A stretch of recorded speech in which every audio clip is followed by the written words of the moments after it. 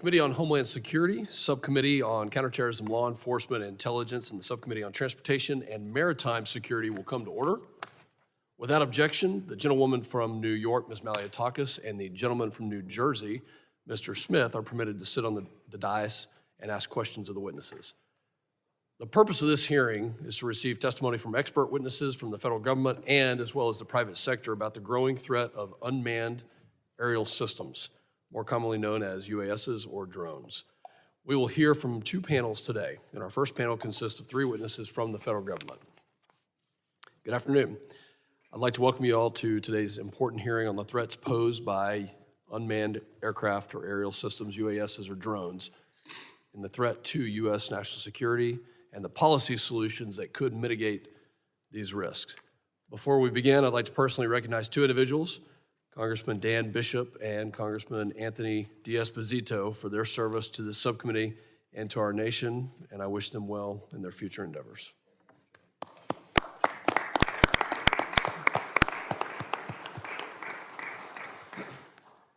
As we sit here today, we are at a critical juncture in the evolution of military technology, commercial innovation, and cybersecurity. UASs have become a transformative force. They've been used in countless positive ways that include revolutionizing many industries like agriculture, logistics, film production, and others, while also improving capabilities for humanitarian relief and law enforcement. However, as with any powerful technology, UAS have also introduced significant security challenges. In recent years, the proliferation of UAS, both domestically and abroad, has raised serious concerns regarding the potential misuse and criminal activities, espionage, and more alarmingly, in threats to U.S. national security. From foreign adversaries seeking to exploit UAS for surveillance and intelligence gathering, to the growing risk of UAS being weaponized to attack critical infrastructure, sports stadiums, our vulnerabilities are clear. The risk posed by commercial and military-grade UAS in the hands of rogue states, non-state actors, terrorist organizations, and even individuals cannot be overstated.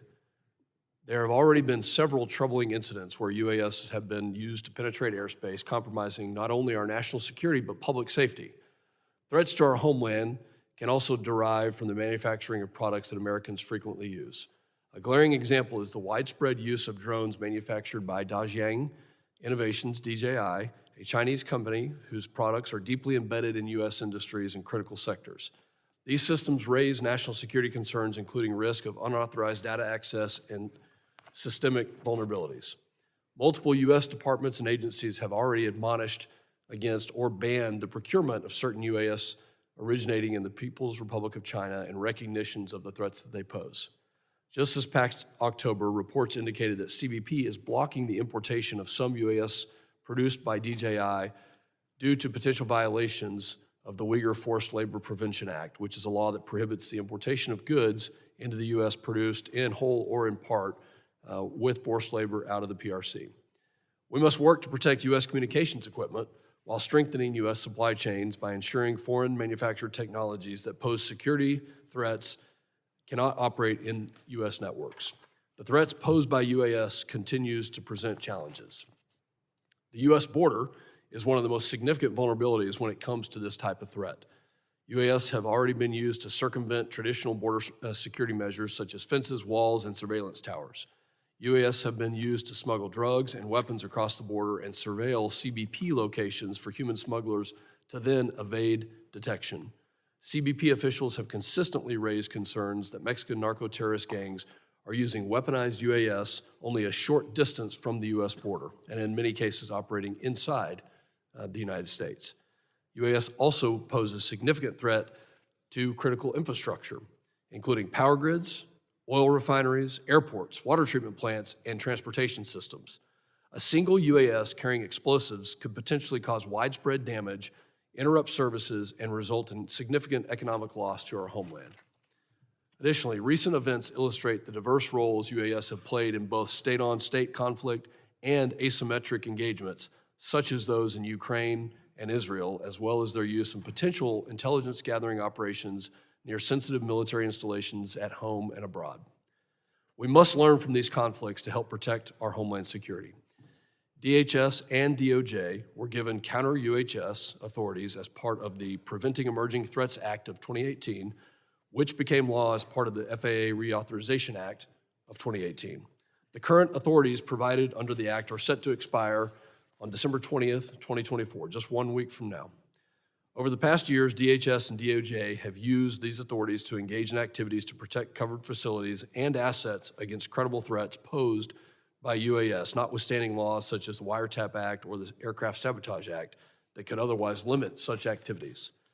It's imperative that we not only make sure that the current authorities are extended to protect our national security, but also work together to responsibly reform the current legal authorities that provide federal agencies with critical tools to mitigate credible threats posed by UAS. I'd like to applaud Chairman Green as well as Ranking Member Thompson for their bipartisan work alongside members on T&I and Judiciary for introducing H.R. 8610, the Counter-UAS Authority Security, Safety, and Reauthorization Act of 2024. This legislation will renew and reform current counter-UAS legal authorities.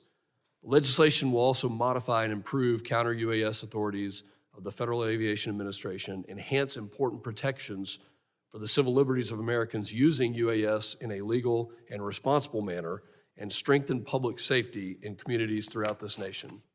For instance, the legislation requires DHS to establish a counter-UAS mitigation pilot program under which selected state and covered law enforcement agencies may operate approved counter-UAS mitigation systems and mitigate unauthorized UAS operations on behalf of covered entities at a number of sites each.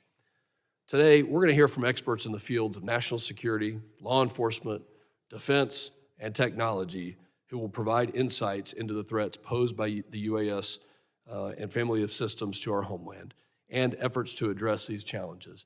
And I just want to say, if you're watching the news today, we've had several incidents that have occurred and are occurring right now in places like New Jersey. Recently, we had an incident at Langley Air Force Base. The threat is real. This hearing, I think, will address many topics. Maybe we don't have all the answers that come out of this hearing, but my hope is that by having this hearing, by asking both the government and non-governmental panel, that we can get to the right questions, and we can, if we don't have the right policies in place, then let's get those policies in place. If we do, and the authorities are there, then let's figure out what we can continue to do to keep our homeland safe. There's many aspects of this, but the most important aspect is the safety and the security of every American citizen and the life that we live here. I look forward to hearing from our distinguished panels today and working in a bipartisan manner. I now recognize the ranking member of the Subcommittee on Counterterrorism, Law Enforcement, and Intelligence, the gentleman from Rhode Island, Mr. Magaziner, for his opening statement. Well, I thank Chairman Pfluger for calling this important hearing and all of my colleagues for participating. The proliferation of unmanned aircraft systems has created a technological arms race between criminals who use UAS technology to plot acts of terror, traffic fentanyl and other illegal substances, and invade the privacy of ordinary Americans, and law enforcement agencies tasked with keeping our homeland safe. Both the criminals and law enforcement agencies are innovating at a rapid rate, and it is important that the federal government keep up. The time has come for Congress to expand the authority of federal, state, and local law enforcement agencies to better utilize monitoring, tracking, and signal jamming technologies to protect critical areas, including our borders, large public events, prisons, and sensitive government facilities, while also ensuring the civil liberties of drone operators. This is the goal of H.R. 8610, the Counter-UAS Authority Security, Safety, and Reauthorization Act, authored by Chairman Green and Ranking Member Thompson, which I am proud to have co-sponsored. For years, DHS, DOJ, and other agencies have briefed this committee on the threats posed by malicious and authorized UAS. We have seen drones shot down at airports in this country and around the world. Major sporting events have been interrupted with players rushed from the field when unauthorized drones with unknown motives entered restricted airspace.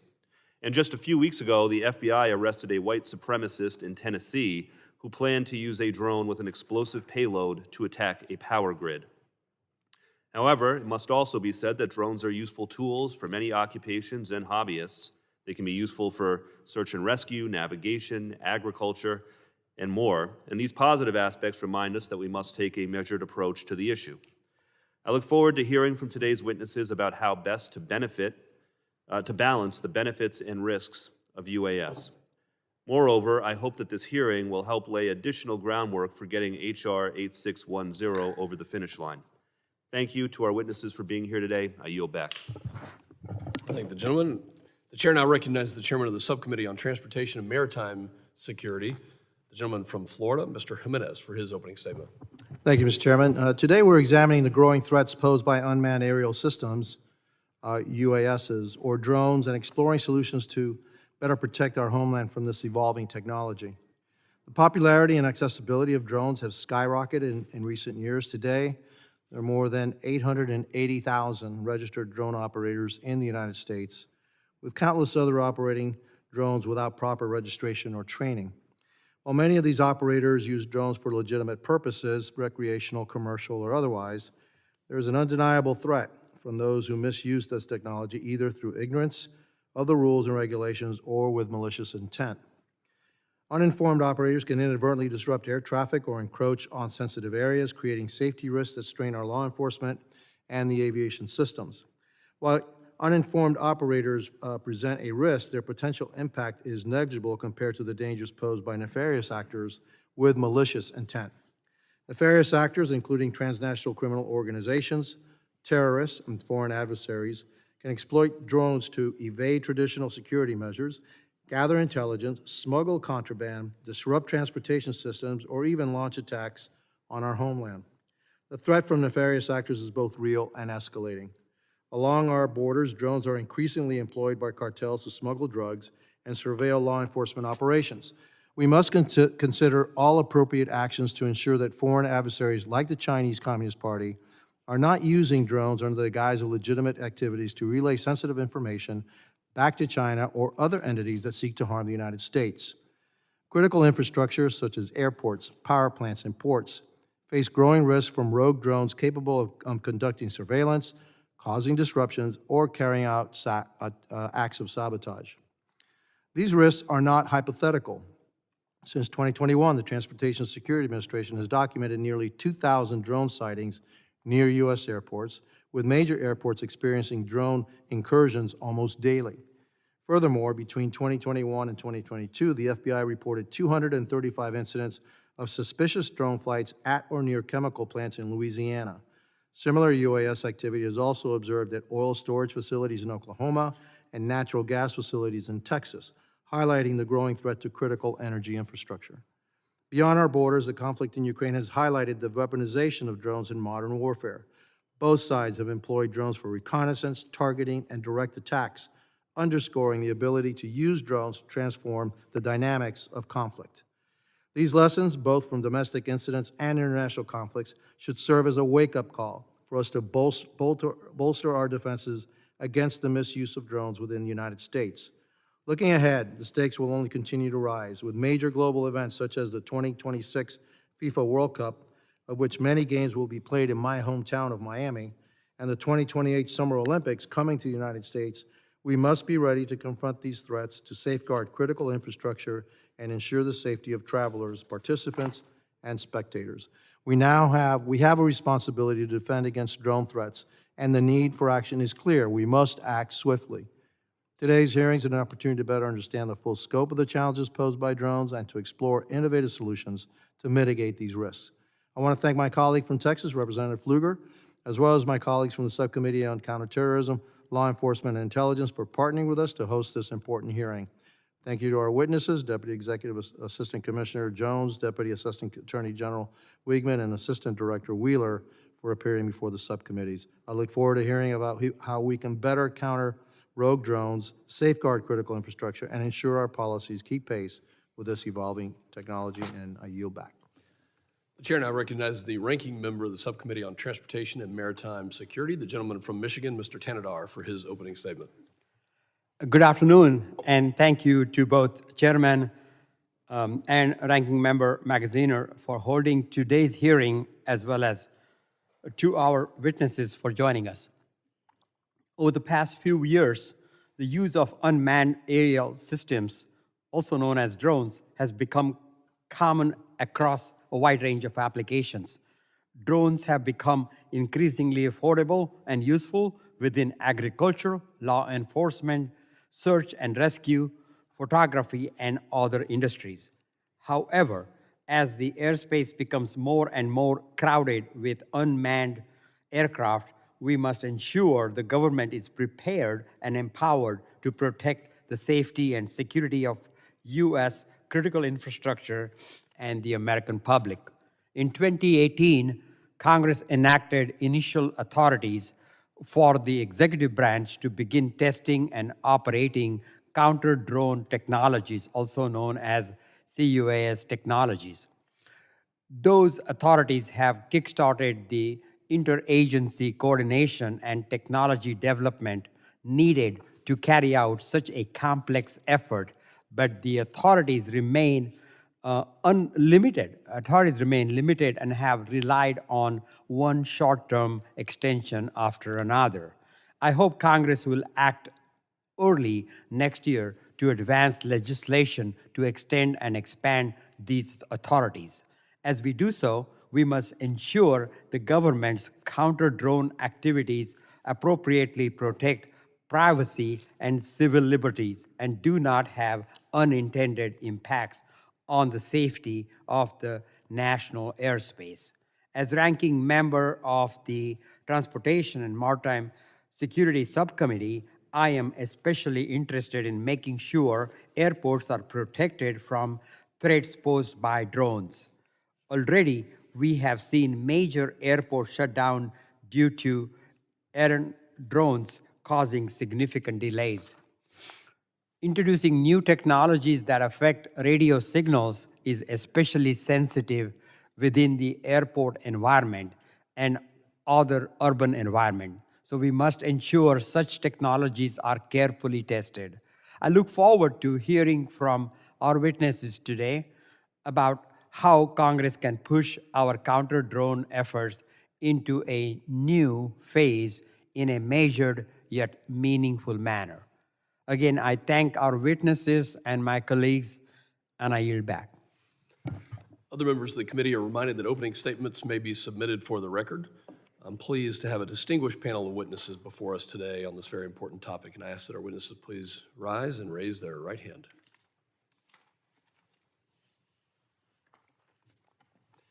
You solemnly swear that the testimony you will give before the Committee on Homeland Security of the United States of House of Representatives will be the truth, the whole truth, and nothing but the truth. So help you God. Thank you. Let the record reflect that the witnesses have answered in the affirmative. I'll now introduce the witnesses. Mr. Keith Jones is the Deputy Executive Assistant Commissioner for Air and Marine Operations. He has over 32 years of law enforcement experience. Notably, he has helped found the San Diego sector's Border Patrol Search, Trauma, and Rescue Team and was the primary driver of its national expansion. Mr. Robert Wheeler Jr. serves as the Assistant Director of the FBI's Critical Incident Response Group. His responsibilities include providing expertise in crisis management, negotiations, hazardous devices and tactical operations, behavioral assessment, surveillance, and aviation. He joined the division in July of this year. And Mr. Bragg Wigman serves as the Deputy Assistant Attorney General for National Security at the U.S. Department of Justice. He has spent his career as a government attorney with legal experience at the Department of Defense, Department of State, and at the National Security Council. We thank all of you for being here today. We will now begin with opening statements. I know that you have submitted written statements as well, and thank you for that. And if you'll please adhere to the 5-minute summary of your statements. We'll start with Mr. Jones. You're now recognized. Thank you, Chairman. Good afternoon, Chairman Pfluger, Ranking Member Magaziner, Chairman Jimenez, and Ranking Member Tanadar, and distinguished members of the subcommittee. It's an honor here to be here today on behalf of U.S. Customs and Border Protection to discuss the CBP authorities and capabilities dedicated to countering threats posed by the malicious use of unmanned aircraft systems, commonly called UAS or drones.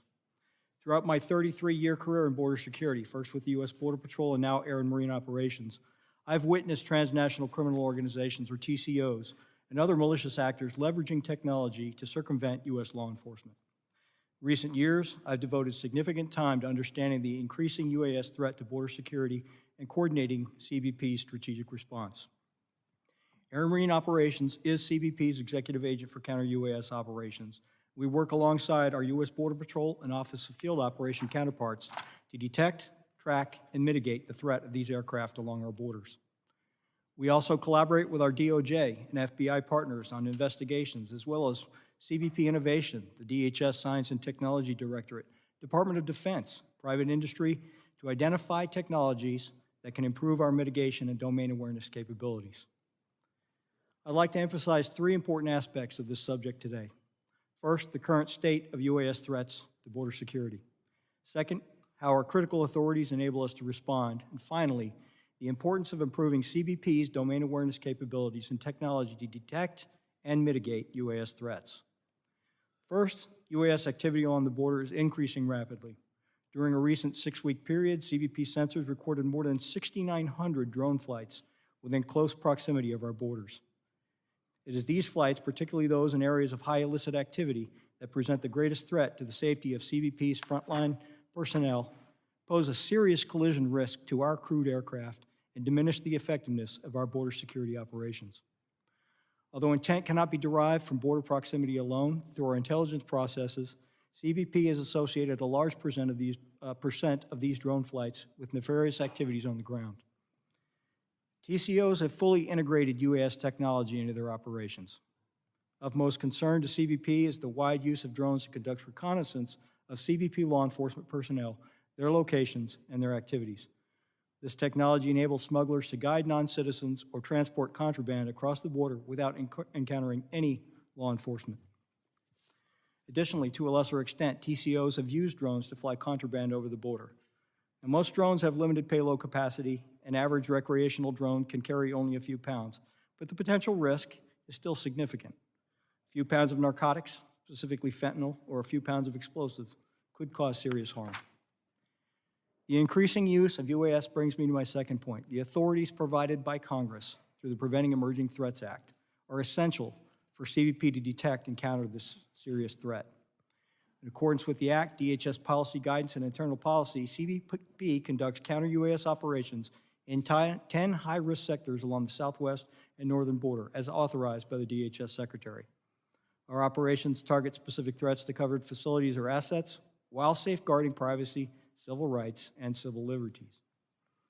Obtaining authorization to implement counter-UAS operations is a rigorous and precise process. It requires a credible threat determination based on extensive analysis and evidence, as well as correlation with actionable law enforcement information. Using our authorities and targeted approach, CBP mitigated 86 UAS threats at the border in fiscal year 2023 and 60 in FY24. CBP also mitigated 16 UAS at Special Event Assessment Rating, or SEER, events in FY 2023 and 49 in FY 24. CBP has mitigated 3 unmanned aircraft systems so far in FY 25. Finally, TCOs are rapidly obtaining larger, more maneuverable drones with a higher capacity for payloads and the ability to fly longer, higher, and farther. We're also tracking the threat of drones used for kinetic attacks with payloads of explosives, firearms, or weapons of mass destruction. We're already seeing drug cartels in Mexico use drones to attack the military, police, and their rivals. This means CBP needs these critical authorities, advanced technology to maintain the strategic advantage and continued commitment to achieving persistent domain awareness. CBP is dedicated to our security mission, and with your support, we will continue to counter this rapidly evolving threat and expand our risk-based implementation of counter-UAS operations along the border. Thank you for the opportunity to appear today, and I look forward to your questions. Thank you, Mr. Jones. The chair now recognizes Mr. Wheeler for his opening statement of 5 minutes. Thank you, and good afternoon, Chairman Pfluger, Chairman Jimenez, Ranking Member Magaziner, and Ranking Member Tanadar, other distinguished members of the committee. Appreciate the opportunity to testify on behalf of the FBI. I currently serve as the Assistant Director of our Critical Incident Response Group in Quantico, Virginia. I've done that since July, as you've mentioned. In that capacity, I lead the FBI's efforts regarding both our pre-crisis planning and response to critical incidents and major investigations, which includes responsibility for our counter-unmanned aircraft program. As UAS use continues to rapidly grow among the public, commercial, and military and law enforcement sectors, this technology also lends itself to increased malicious use by state, non-state, and lone actors, as you know. This technology poses some unique security challenges for us. Just this year alone, we've seen concerning increase in the use of UAS in the commission of crimes with the intent to cause injury to U.S. persons on U.S. soil. A Chinese national recently pled guilty to 2 misdemeanor counts for using a UAS to conduct espionage at a U.S. naval facility in January. We believe UAS are being flown for similar purposes over sensitive facilities across the United States. Just last month, the subject was arrested and charged in Tennessee for attempting to use a UAS with an explosive device to destroy an energy facility. That is the same case mentioned by the ranking member. That subject was driven by an ideology to disrupt society through the collapse of the national power grid. Those are 2 examples of the evolving ways that UAS are being used to harm us and our interests. With the enactment of the 2018 Preventing Emergency Threats Act, the FBI was granted the authority necessary to mitigate a range of UAS threats in the protection of special events, emergency response, federal investigations, personnel, and facilities. Specifically, the legislation authorizes DOJ and our partners at DHS to conduct counter-UAS operations in limited circumstances to identify, track, and mitigate credible threats. I'd stress the importance for reauthorization of the counter-UAS authorities, as you know, expire December 20th. Failure to extend the authorities beyond then would cause significant impacts on our ability to protect the public. A durable extension is also extremely important. Our experience has taught us that short-term extensions to counter-UAS authority effectively prevent the Bureau and our partners from budgeting and staffing in ways which would allow us to execute a long-term strategy. We know that Congress is considering extensions of 5 years or more, and we thank you for that consideration. The FBI strongly supports pursuing expanded counter-UAS authorities for state, local, tribal, and territorial partners as robustly and swiftly as prudently possible.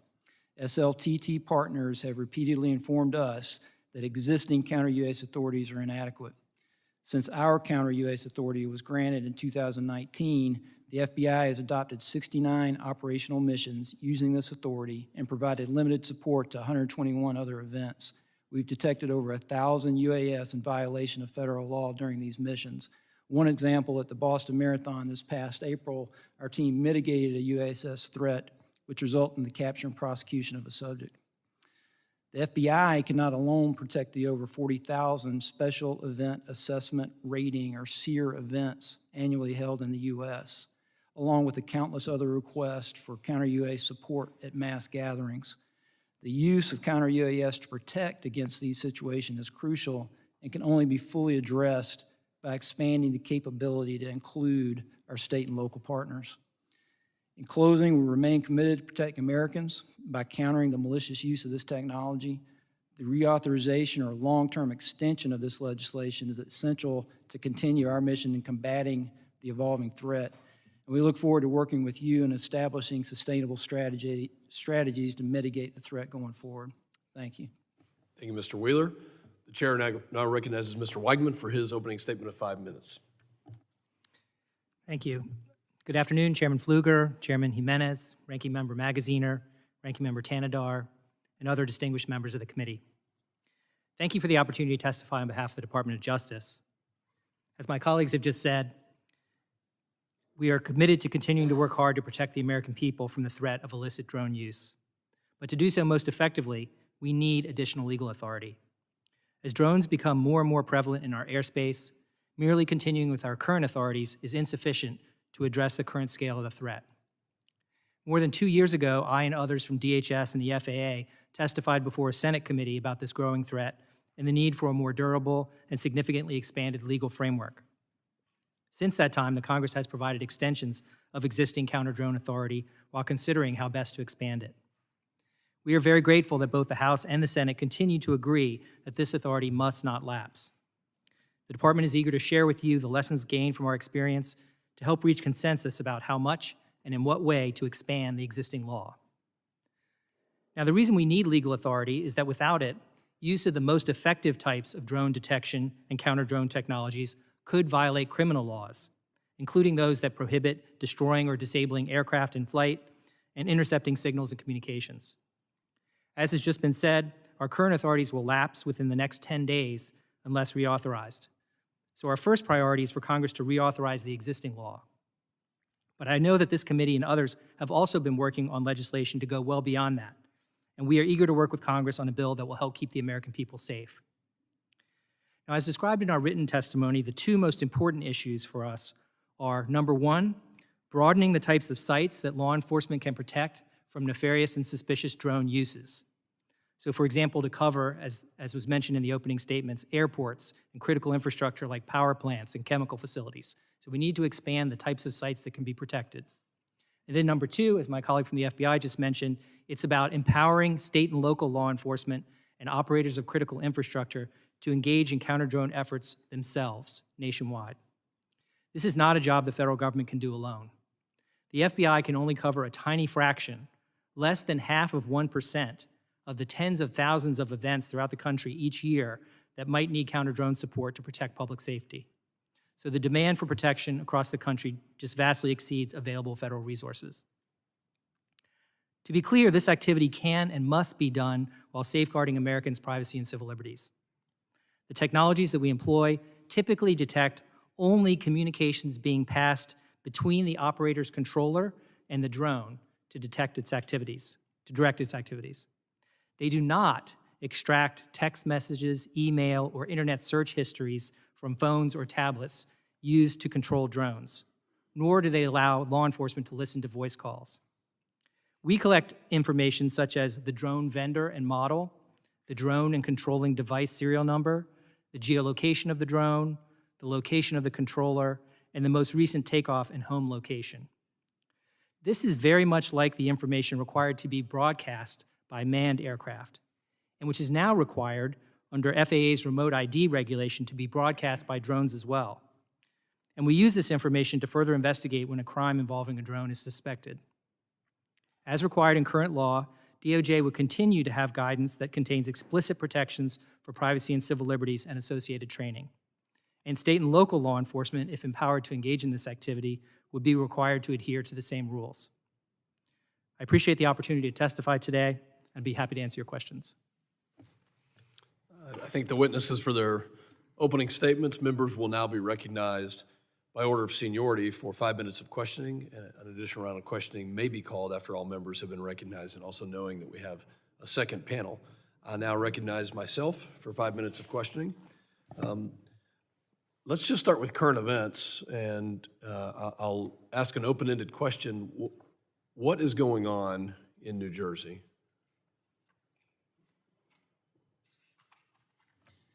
So, sir, the FBI and our Newark field office, along with the state and local partners there, the Bureau is actively investigating the situation you mentioned, just the unexplained sighting of drone activity over that part of New Jersey, including proximity to sensitive sites and areas of concern. So we do not attribute that to an individual or a group yet. We're investigating, but I don't have an answer of who's responsible for that, of one or more people that are responsible for those drone flights.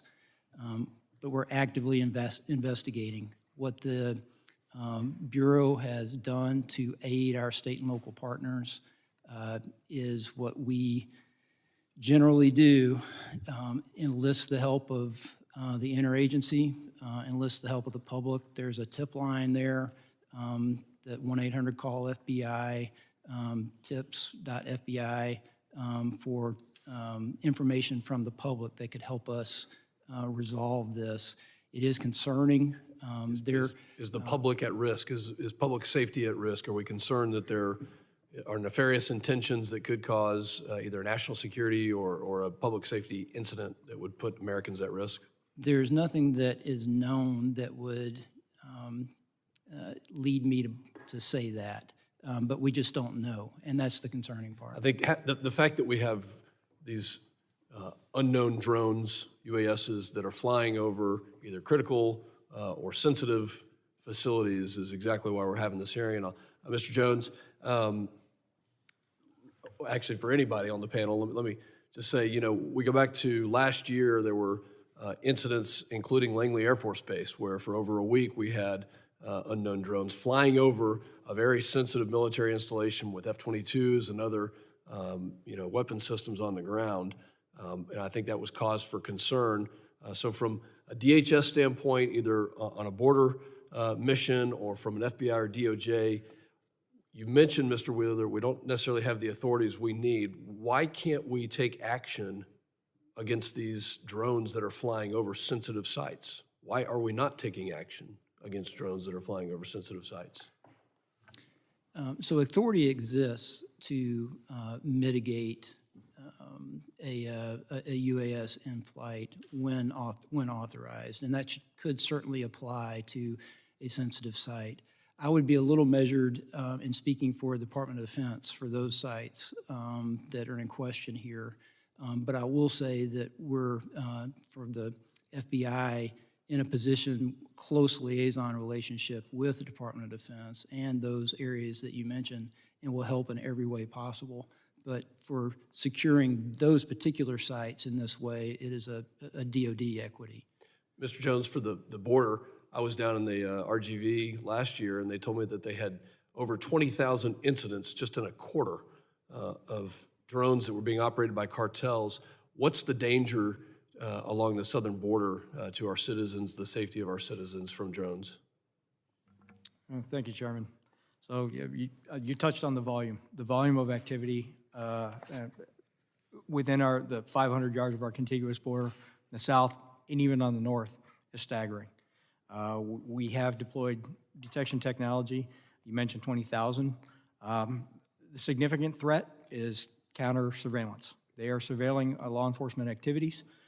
They're doing this 24/7, 365. And historically, they've had to have high ground or terrain.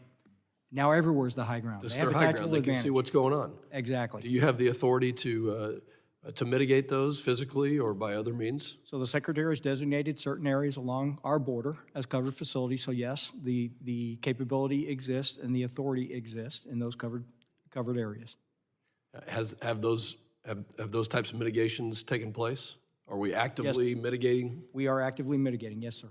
And how many, my time is expiring, but how many events are we experiencing per year along the southern border? So for example, last year, if we look at 45,000 detections on the southwest, of those, 2,500 plus or minus actually made an incursion. So now we're talking about a very small subset. A lot of the surveillance is taking place outside of our jurisdiction in foreign airspace.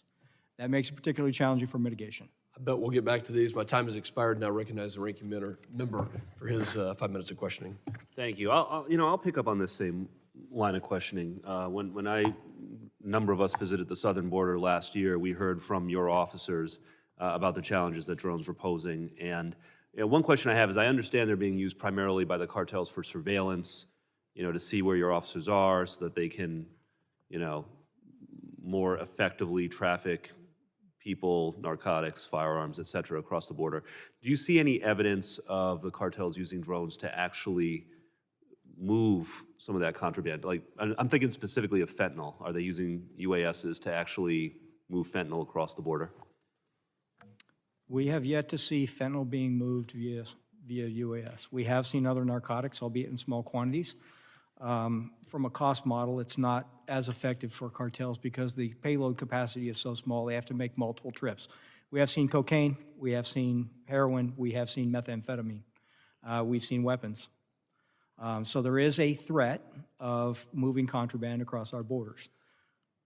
So the numbers, of course, are staggering. I think at one point in your written testimony, you alluded to periods of as many as 1,000 detections a week. But the number of mitigations at the southern border was 86 in fiscal year 23 and 60 in fiscal 24. So why so few as a percentage of the whole? What are the barriers that you're facing? Again, many of these detections occur in foreign airspace, thereby we cannot mitigate. Actually, a very small percentage actually incur into the United States. So for example, in the southwest border, only 5% of that large number actually affected an incursion. Of that, we have very strict criteria, and they met the criteria. So the 60 that we mitigated in FY '24 actually met the criteria for mitigation. So I'm going to ask about both the 5% and the 95% then. So in the 5% that do come into our airspace, is the criteria too narrow, to bring them down? Why again, so few? Well, again, one of the things that's notable here is that those are not 2,500 unique identifiers. You have repeat offenders, so we take down or mitigate one drone. Of that large number, that could be responsible for hundreds of those I see. detections. So these are events, not necessarily individual drones, these statistics. That's correct. Okay. So on the 95%, or really I guess 100%, even if you don't have the authority to bring them down, those that are over foreign airspace, do you still have the ability, the technological ability to track where the operators are and to alert Mexican or Canadian authorities as to where the operators are? And can you explain what that process is like? Absolutely. And we do communicate directly with our foreign partners, and our communication is healthy, our sharing of information is healthy. And so what you just described is exactly what we do. And is it working? Does it happen? I mean, when you notify Mexican authorities, for example, that, hey, we've got a drone and we know where the operator is, I mean, are they pursuing the operators? Do you have success stories? Again, are there gaps that need to be filled in that process? Can you elaborate? Well, again, we have to rely on so in the case of Government of Mexico, we have to rely on our Mexican partners to respond. A lot of times these are in areas that are not highly populated. They're very difficult to get to. They're also controlled by cartels. So by the time law enforcement responds, it's very challenging for them. It's not from lack of effort or lack of communication. It's just a very difficult environment.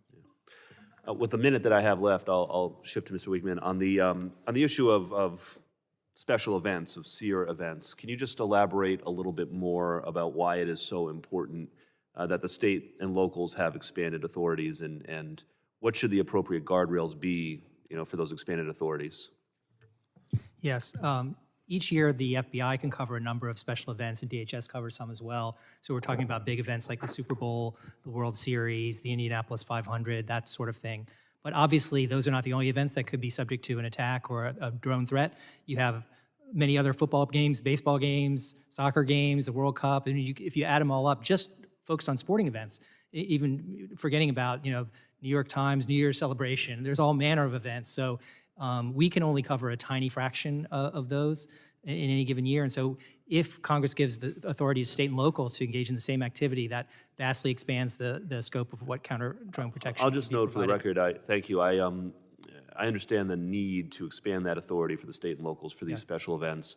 I will just highlight, though, I think training is going to be very important in this, because there are plenty of people who fly drones at high school football games and stuff for legitimate reasons, and we'll just need to make sure that the state and locals have the training to know how to kind of go after the bad guys without overly penalizing the good guys. But I take your broader point, and Absolutely. I yield back. That's a big part of it, the training. Thank you. Gentleman's time has expired. The chair now recognizes the gentleman from Florida, Mr. Jimenez, for his. Thank you, Mr. Chairman. I know that we face significant threats now from the technology that we have right now, but right around the corner, if not already here, is AI. And so some of the techniques that we use to mitigate current drones won't work on AI because they won't be piloted. They'll be just given a mission, they'll be given parameters of what to hit, and they'll hit it by themselves. They don't need to be piloted. Do we have any capabilities to actually go kinetic, actually knock these things down, either through some kind of a projectile or with high energy that fries the systems? Do we have any of that available anywhere?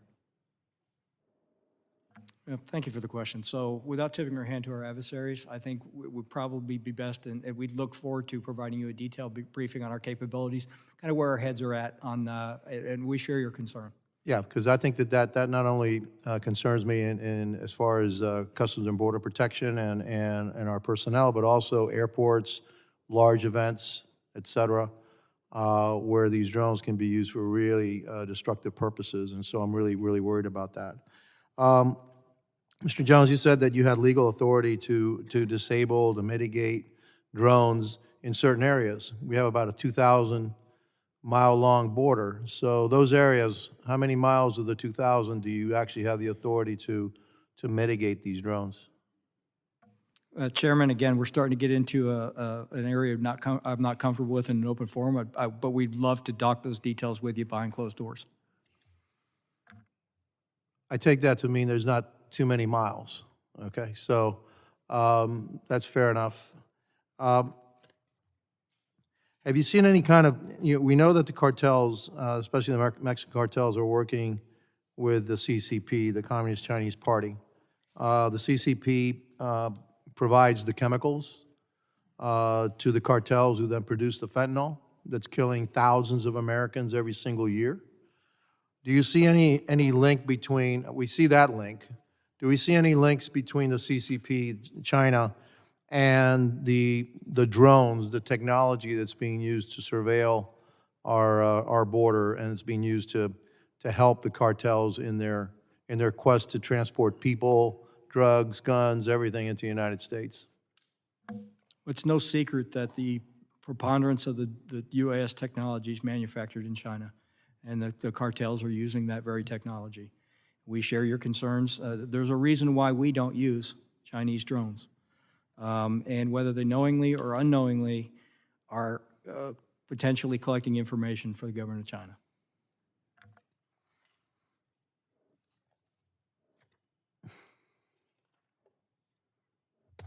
That's it. That's all the questions I have. Thank you.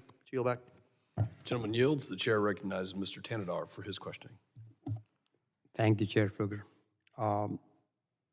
The operation of CUAS technologies to intercept drones is sensitive, as it generally requires seizure of property without a warrant. To do so, CUAS technology operators must hack into the signal used to control the drones, which often involves hacking into operators' cell phone or computer. As such, Congress has waived certain wiretapping and other privacy protections for agencies to carry out these activities. As DHS and DOJ have began to operate CUAS technologies, what have your agencies done to formally enshrine protections for privacy and civil liberties? Any one of you? Sir, I can speak for the way that the FBI conducts the mission. We're very sensitive to those concerns. The information that is captured electronically from our technology that we use is just the information that has to do with the control of the drone, the flight, the telemetry data, if you will. Even if it is being operated by a personal device like a cell phone, for example, the technology that we use does not capture any other information from there, and we're very sensitive to how that is collected. And whatever that information that we collect, we don't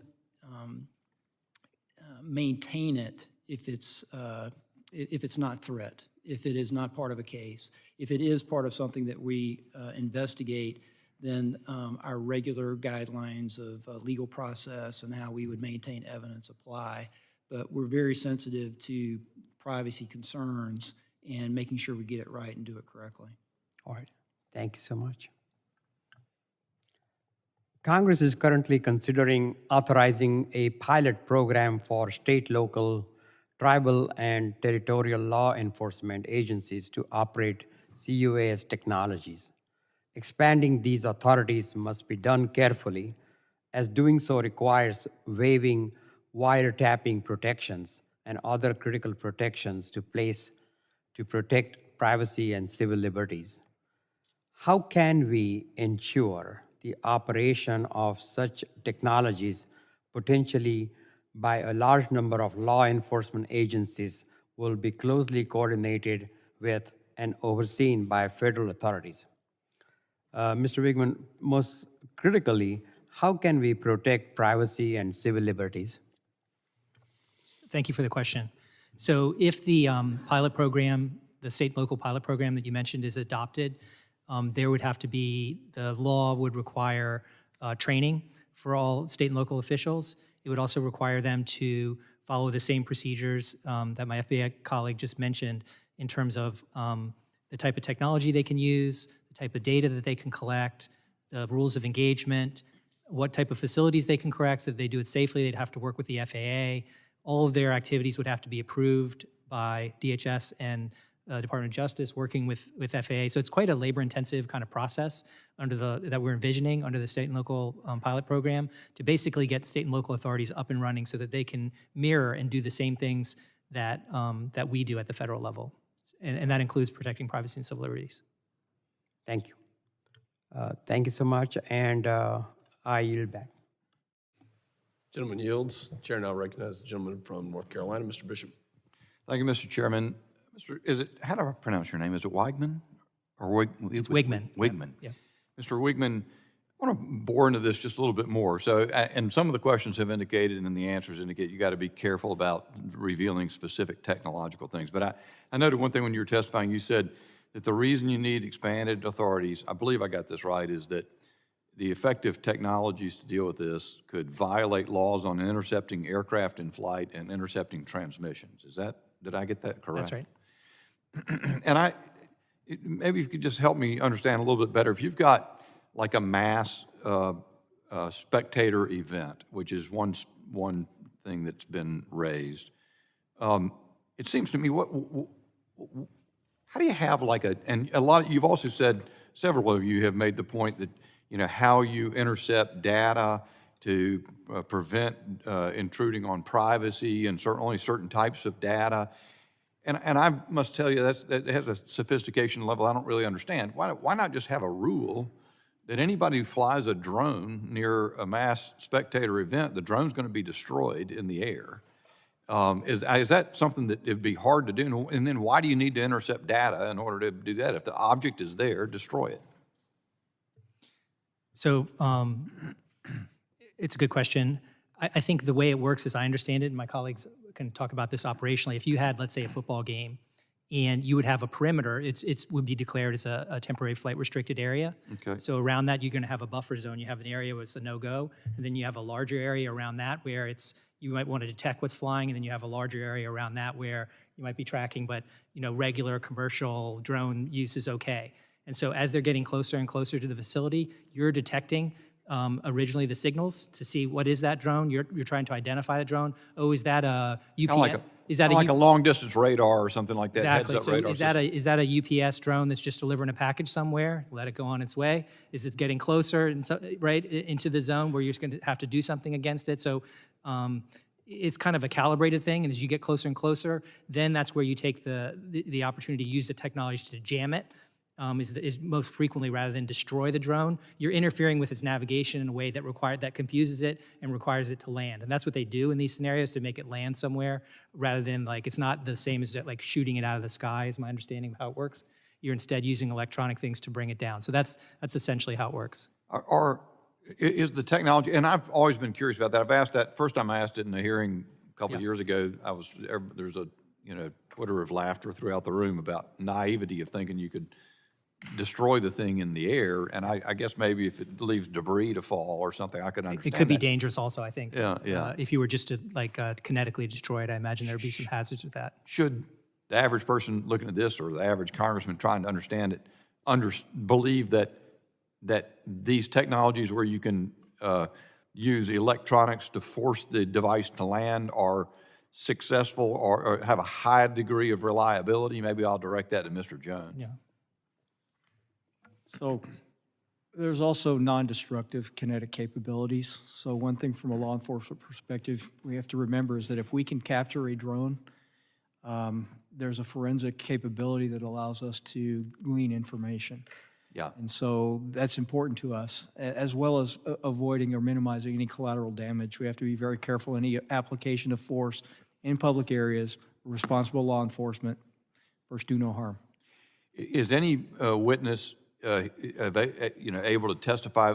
Because what you've essentially laid out is we've had a series of short-term reauthorizations of what you had, the authorities that now exist, and the issues you want to expand the authorities. And I have concerns especially after a variety of ways in which I think government authority has misused power to intercept information or learn information about the American people and has gone too far. What are the, can anybody describe what the hesitancy is and why they're not significant, or why they should be overruled and proceed with this more expanded authority?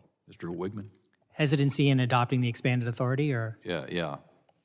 Well, that's kind of hard for us to answer because we support expanding the authority. I understand. I think that it's important to recognize when you talk about intercepting signals and so forth, as I mentioned in my opening statement, as Assistant Director Wheeler just mentioned, the types of signals that we're getting are the same types of information that is actually required to be broadcast and that anyone can pick up with a drone today, as the FAA's rules. So we're not talking, there is I guess a privacy interest, but it's the same type of information that we're now requiring, and it's a new regulation, but requiring drones to broadcast so that anyone can pick up, because it's really just about the communications between the drone and the controller, so that we can figure out where is that person, what's the registration, what's the model, how do we deal with it? So I think the privacy interest is limited. My time has expired. Thank you very much. I yield back. Gentleman's time has expired.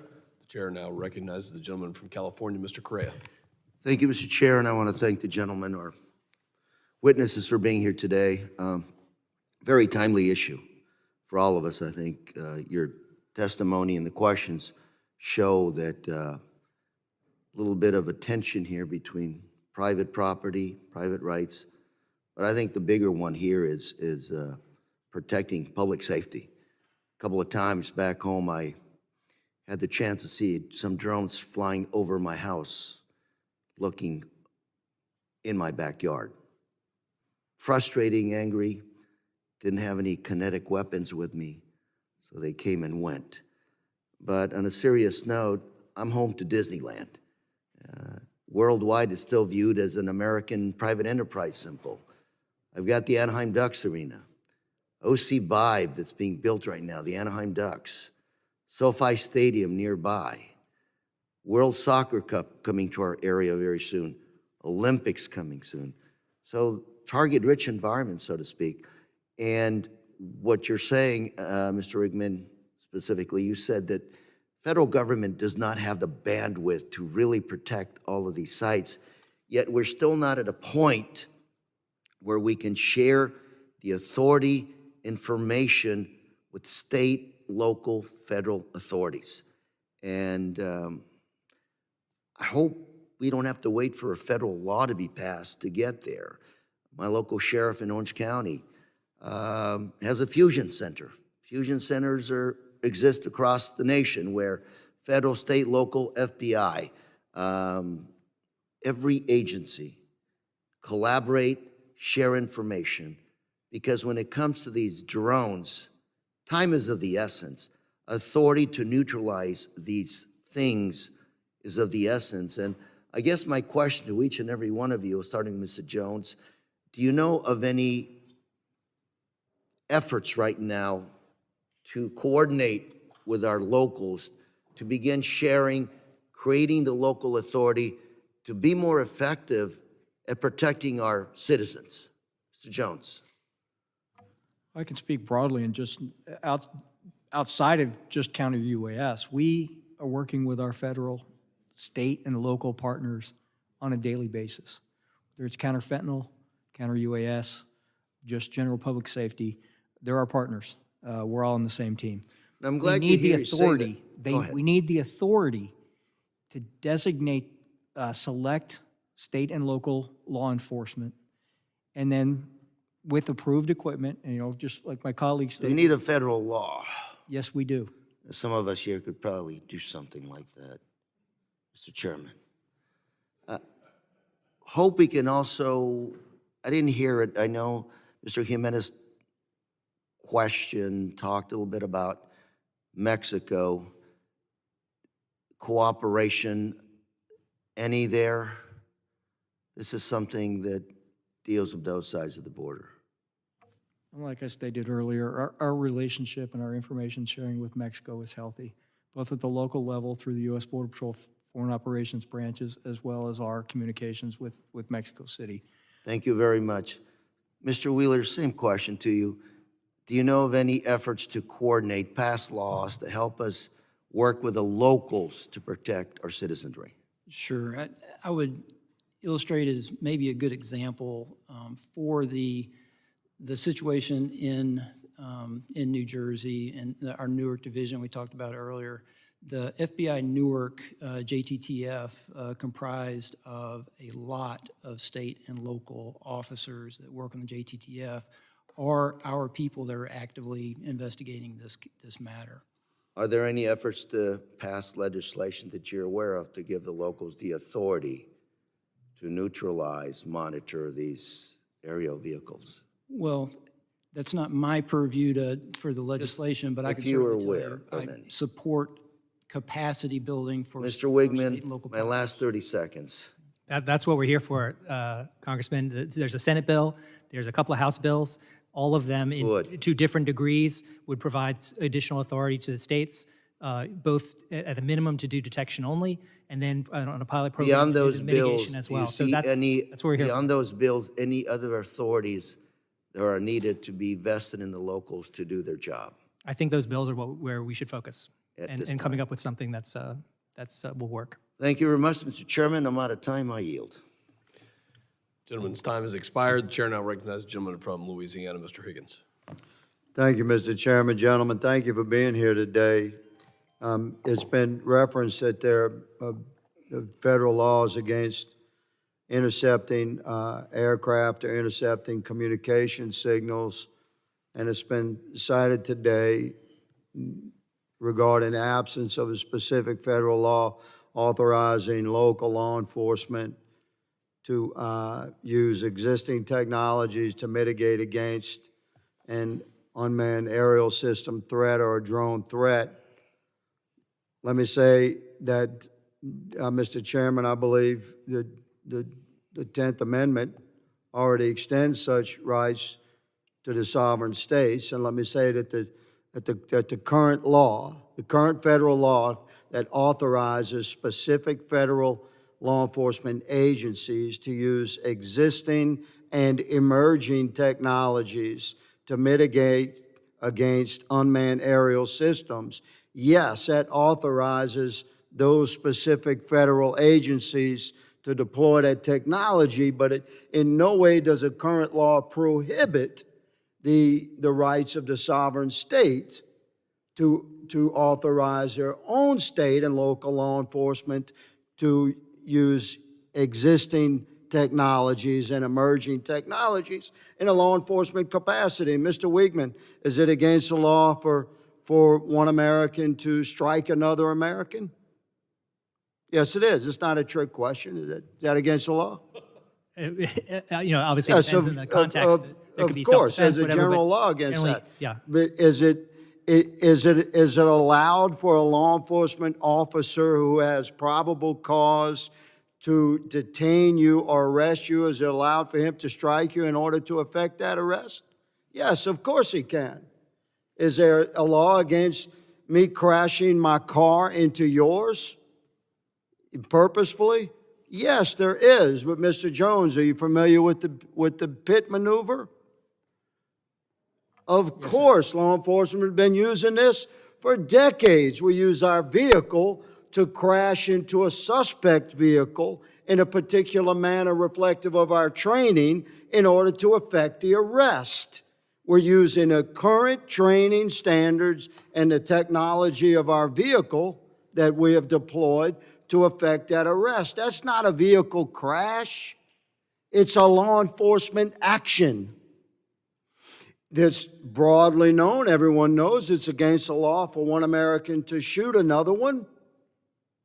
But a law enforcement officer, in order to effect arrest, if he needs to escalate to lethal force, we know a law enforcement officer has that authorization through federal and state laws. So, yes, there's plenty of laws. You guys love to cite these laws that exist so we cannot intercept an aircraft.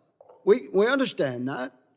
But if intercepting the aircraft is a law enforcement action, which using existing technology to mitigate against an unmanned aerial threat, Mr. Chairman, these technologies exist, and absolutely our local and state law enforcement entities should have access to the same technologies that we seem to be very protectively reserving for only select federal agencies. So, Mr. Jones, you had stated earlier, good sir, and thank you for wearing the badge, my brother.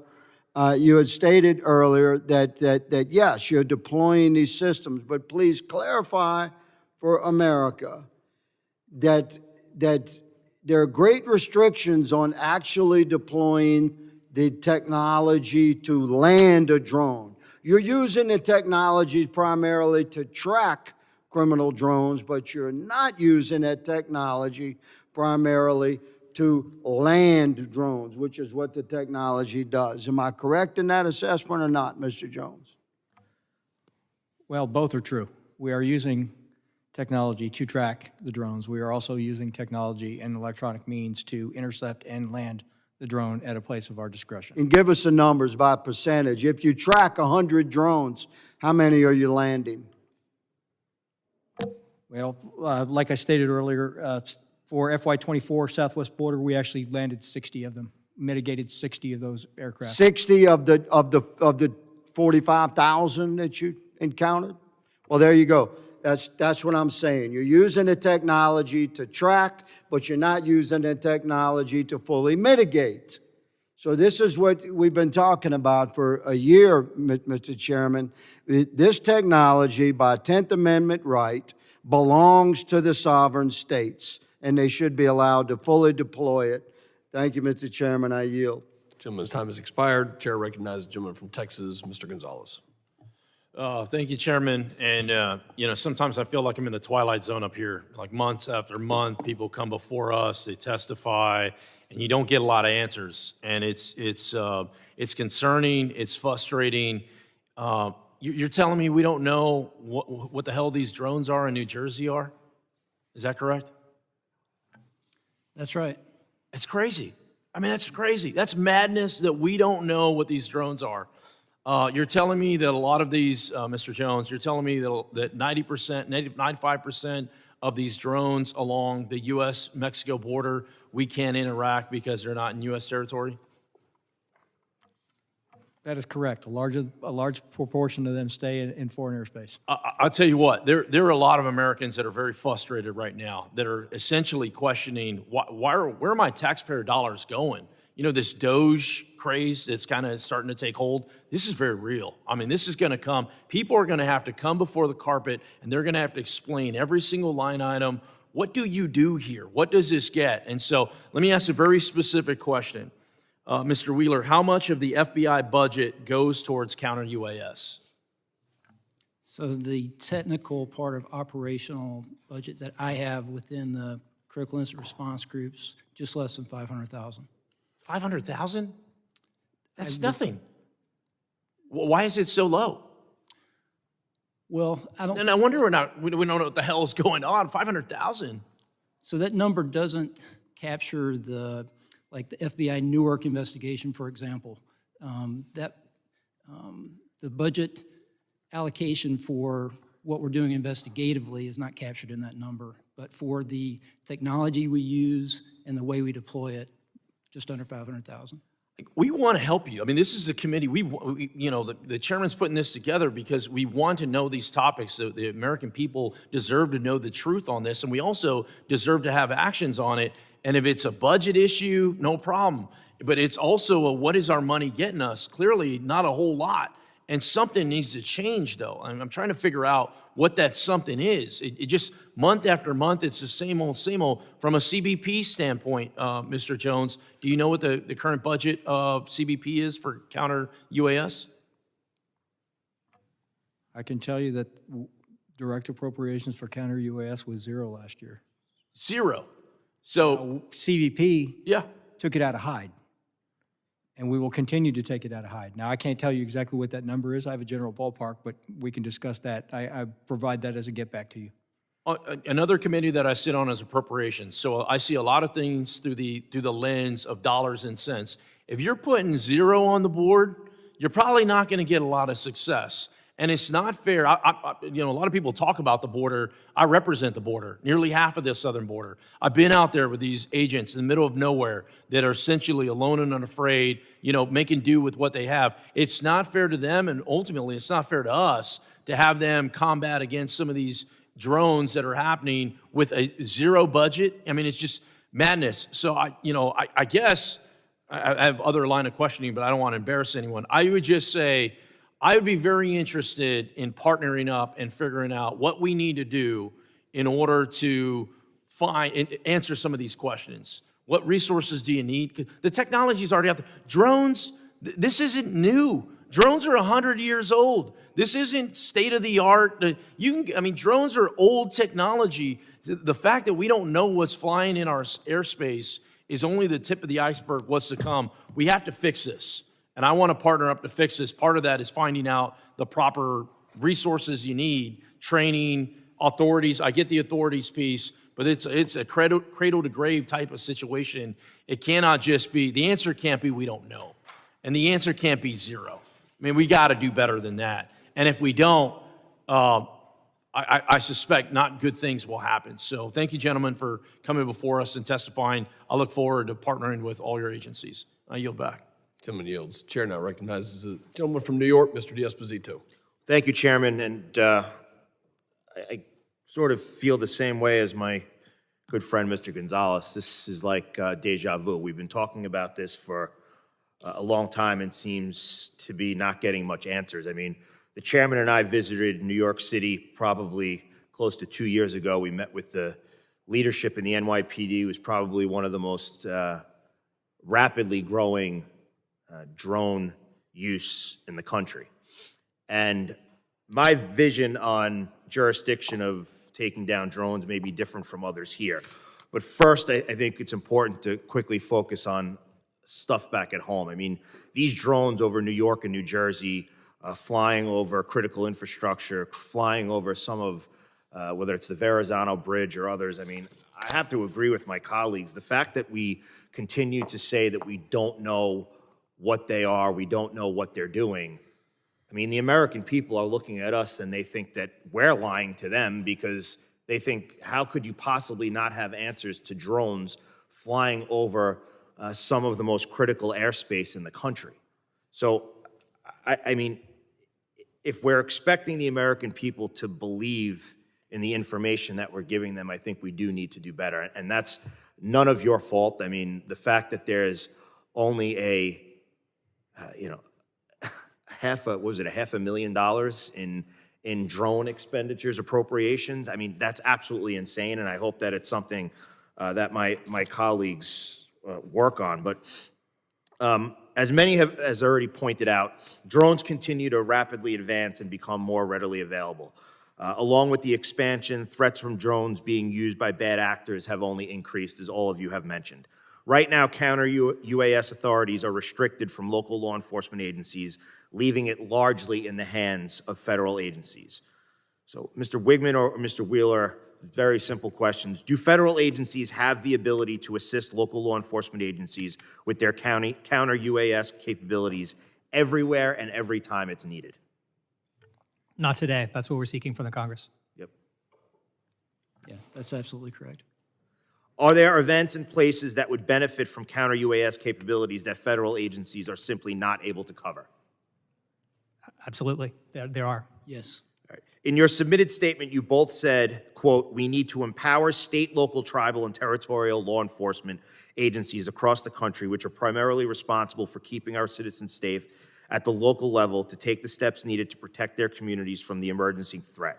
This past year, right in my district, in the middle of my district in Nassau County, we hosted the 2024 International Cricket World Cup, including the India-Pakistan match.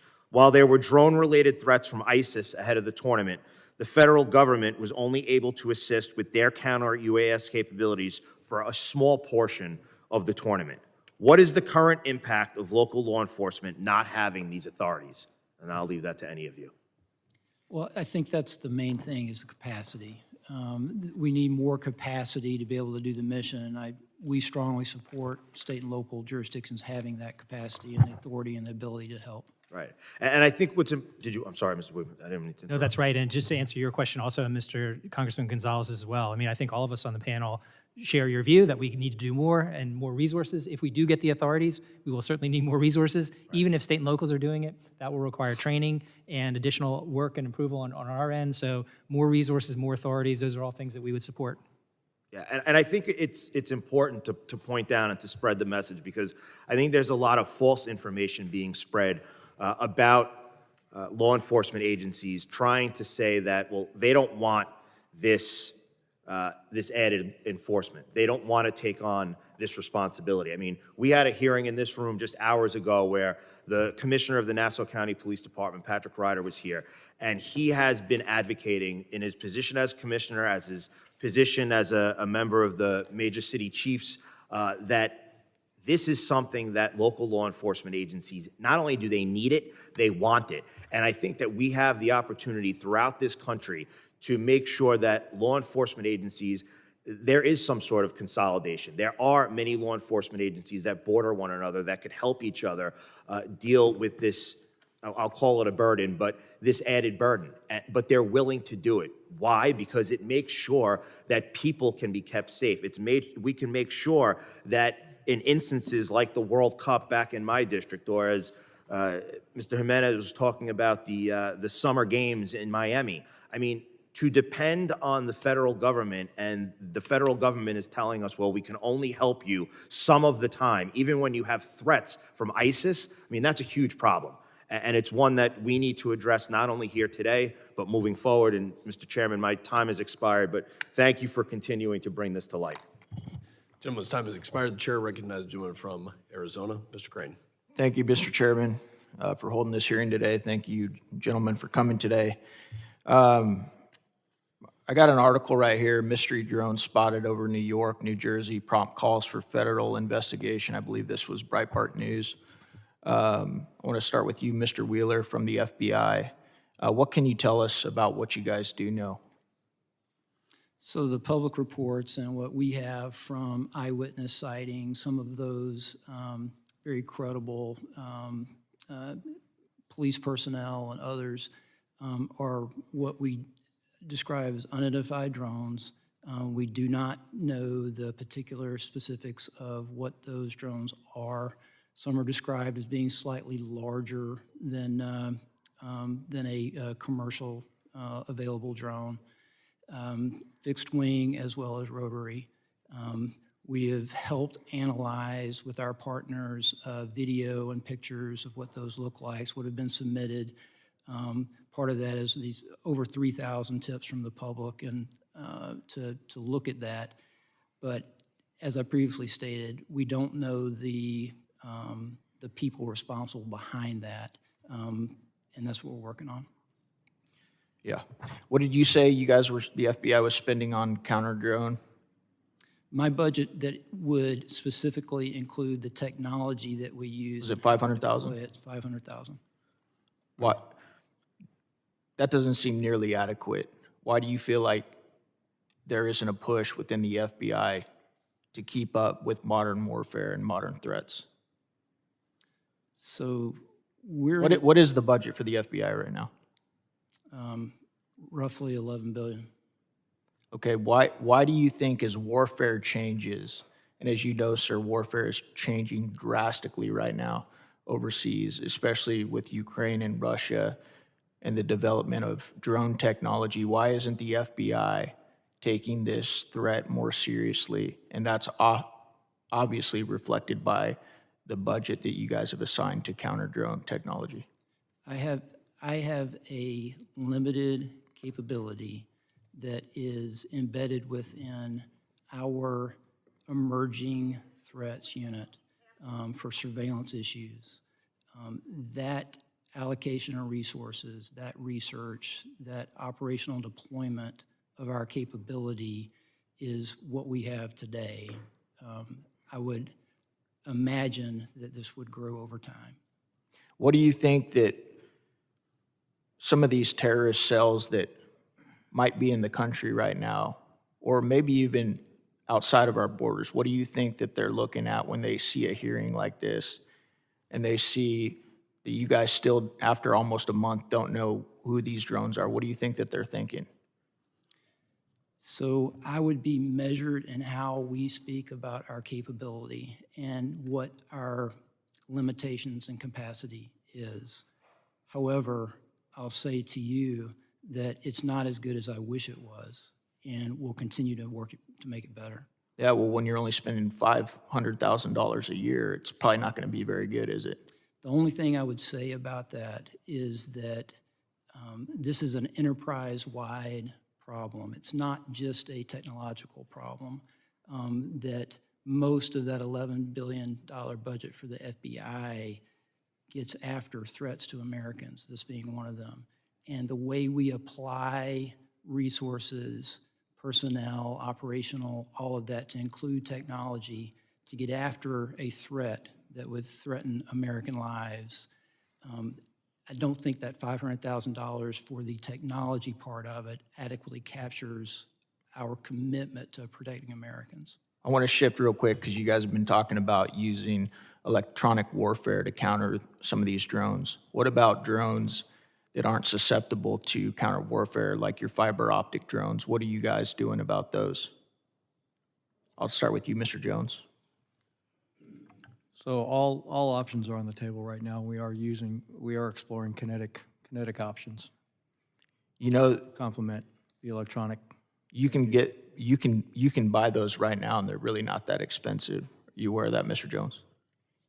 I'm aware there's a lot of different technologies out there. We have experimented with some that have been very successful. Yeah. Thank you. I yield back. Gentleman yields. The gentlelady from New York, Ms. Maliatakis, is recognized. Thank you, Chairman Pfluger. Thank you all for being here today. I just want to follow up on what my colleague asked regarding what happened in New York and New Jersey. These drones, unmanned aircrafts, have also flown over my district. A number of constituents have seen them over a power plant in Brooklyn. They were coming over the Verrazano Bridge. And I will remind everyone or explain to everyone here that Verrazano Bridge connects Staten Island and Brooklyn, and on the Staten Island side, you have Fort Wadsworth, which is a U.S. Coast Guard sector New York base. And then in the Brooklyn side, right on the other side of the Verrazano Bridge, you have Fort Hamilton, which is a U.S. Army installation. And so it is very concerning to me that we have these objects. We're not sure if they're drones or unmanned aircrafts, but they are flying over sensitive infrastructure and facilities. And the fact that we don't know what they are or who's behind them or what they're doing is very concerning to me, particularly in a post-Chinese spy balloon world. Okay, the fact that this administration allowed for a Chinese spy balloon to go across the country over multiple military installations is very concerning, and that we could potentially be having this happen again it's like astounding to me that this is even happening without any type of intervention. You say it's no known threat, but is there still a possibility of there being a threat? At the end of the day, that's what my constituents want to know. Yes, I am cognizant, and we all are in the FBI, of what this threat can look like. Anyway, across the spectrum of sophisticated state actors, adversaries that want to hurt us, all the way through counterterrorism matters, cyber, WMD, criminal, all the way down to a nuisance drone that could cause harm. So that's the wide spectrum that concerns me every day. And are you, okay.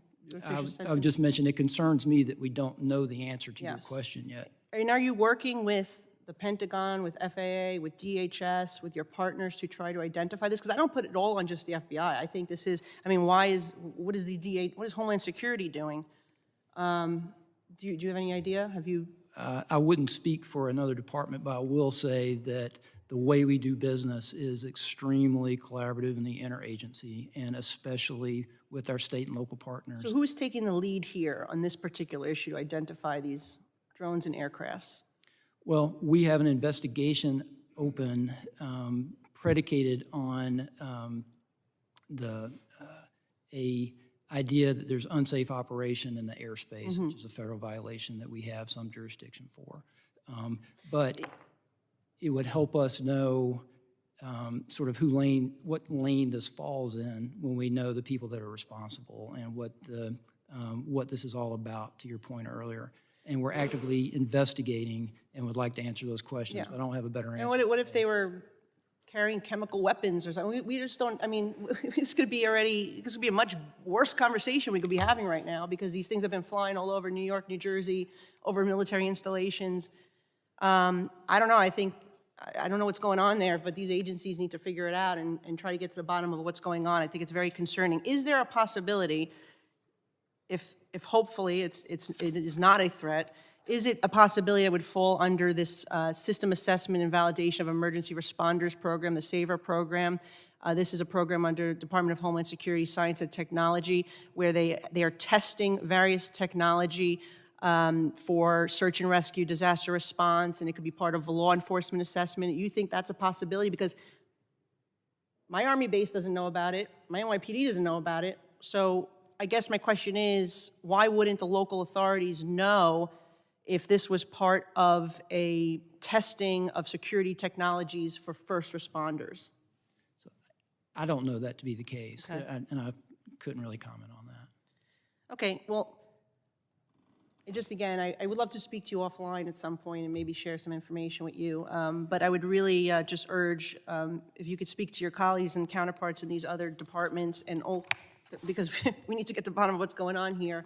And if it is something that is not nefarious and is part of these public safety applications that are being tested, they need to coordinate with the local authorities, so my guys in New York NYPD, they know that it's not a threat. I would agree. All right, thank you. Gentlelady yields. This will be the last questioning for the first panel. Chair now recognizes the gentleman from New Jersey, Mr. Smith. Thank you so very much, Mr. Chairman, Chairman, both of you, for allowing me to sit in on this hearing. I've been in Congress 44 years, and I have lost track of the number of times when we seemingly did not adequately assess a threat. I had one of my service members from the Marines in the barracks in Lebanon when that terrible, horrible deed was committed by Iran. Actually, after we got hit in Dar es Salaam and in Nairobi in 1998 by Al-Qaeda, I chaired all the hearings. We had the Chairman of the Joint Chiefs of Staff come and testify as Admiral Crow. And they kept saying, everyone, no one thought that Al-Qaeda would hit there. Maybe in the Middle East, but not there. I wrote a bill called the Embassy Security Act. It was signed into law. I added it to an appropriations bill, big, thick bill, but it was all about setbacks and Mylar on the windows, a lot of good things. And it did mitigate, I think, some of the concerns there. But we always seem to miss something, and I'm very concerned that we're missing something here. I've raised the issue, as has my colleagues, Maliotakis and others in New Jersey and New York, about these drone sightings. So last night, I was on the beach in Island State Park in Ocean County with the sheriff. He has been working it every single night. He's got his own tethered drones chronicling. One of his officers 2 nights ago saw 50 drones come in off the ocean right there. So we thought maybe they'll replicate it. They didn't, but we thought it was a possibility. Last night, we had a number of other people there, including a commanding officer from the Coast Guard, who said that one of their 47-foot motor lifeboats was followed by between 12 and 30 of these drones as they went through the water, followed right behind them.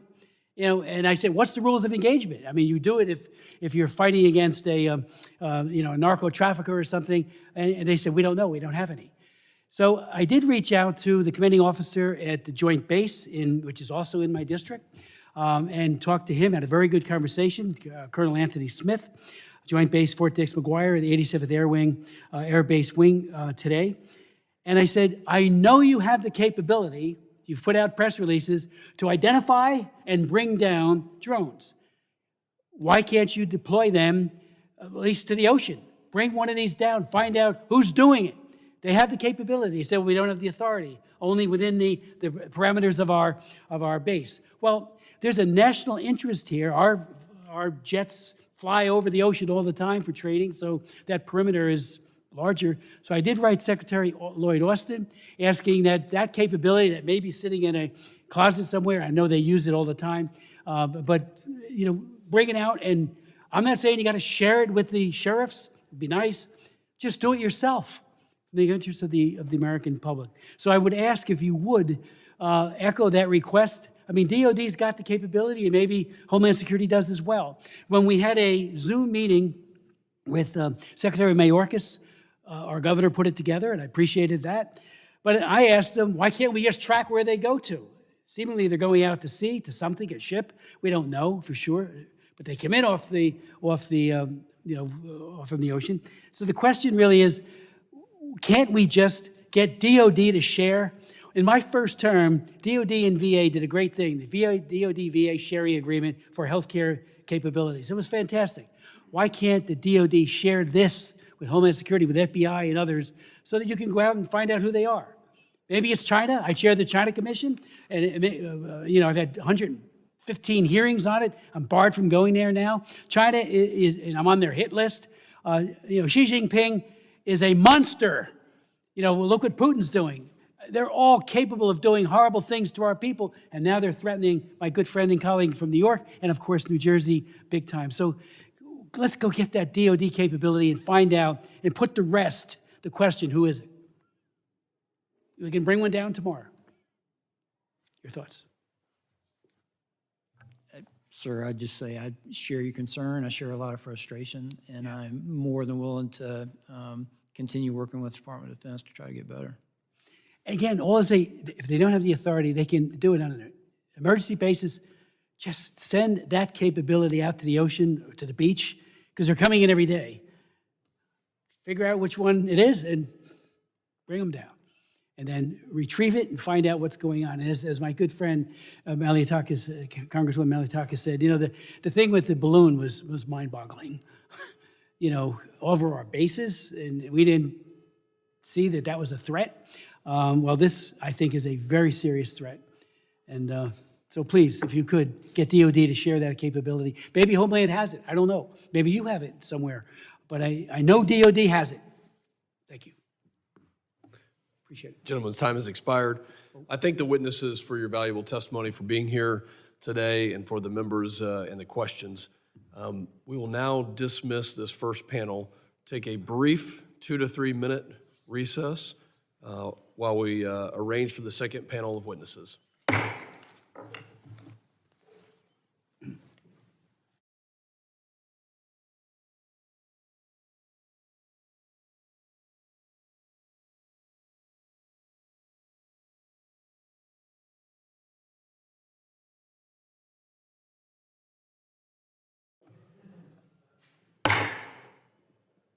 The committee will come to order.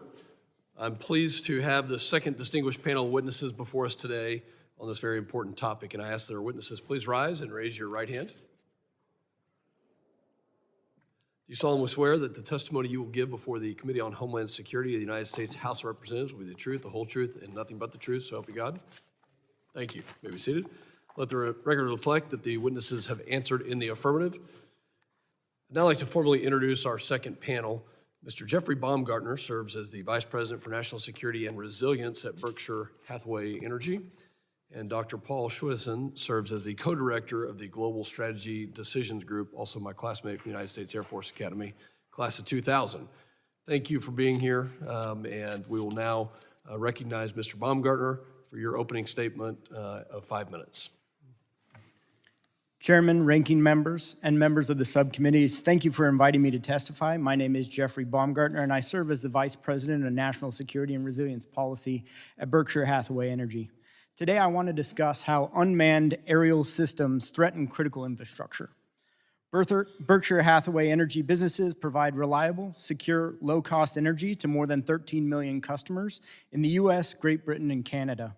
Our commitment to our customers requires us to secure our infrastructure from all threats, including those posed by unmanned aerial systems.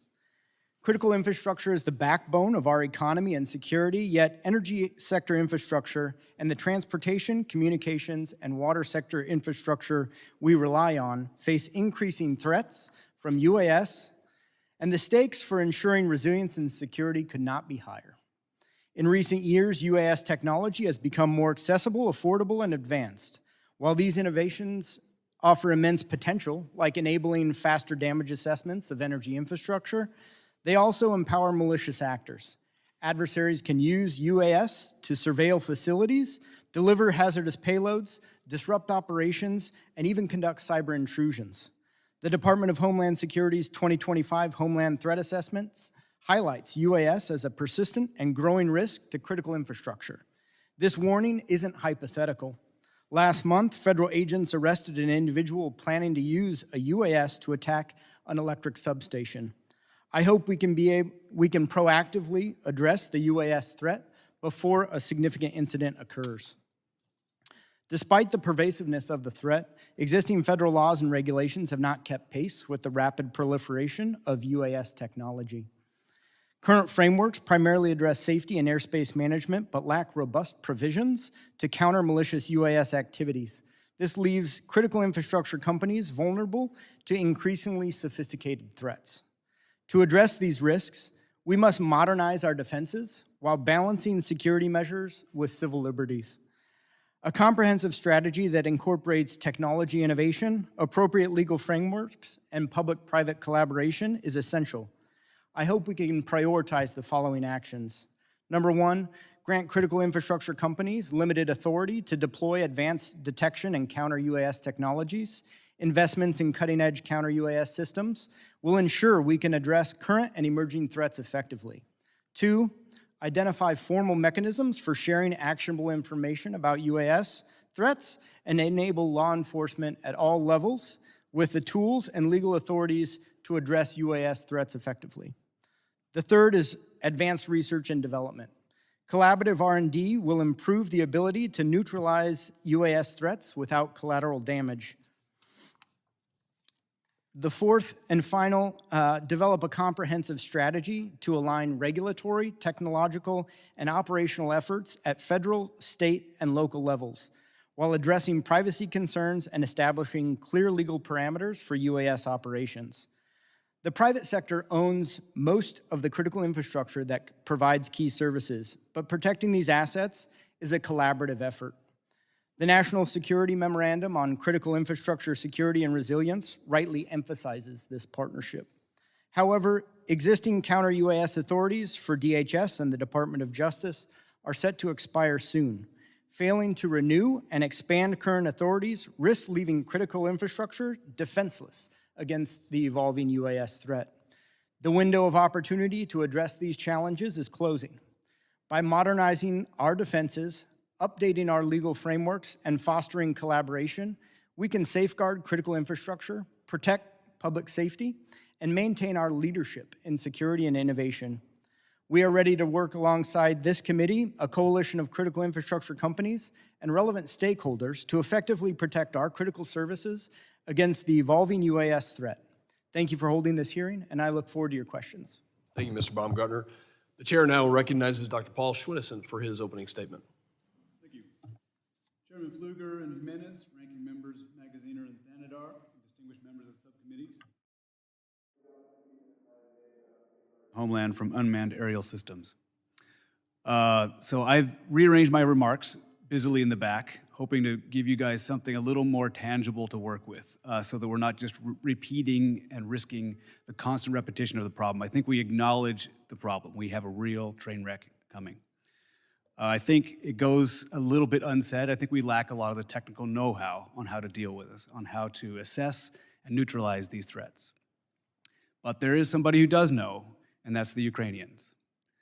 Having recently observed firsthand the astonishing evolution in drone operations in Ukrainian-occupied Kursk, I think the message, for me at least, has finally sunk home. Unmanned systems are not just an iteration, they are indeed a revolution in the application of lethal force. The world's most advanced weapons and tactics are being developed and deployed at scale in the Ukraine-Russian front at remarkably low cost and without central direction.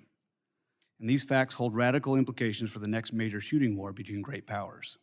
We need to learn from the Ukrainians. The United States is rapidly losing its strategic military advantage in this new technical environment.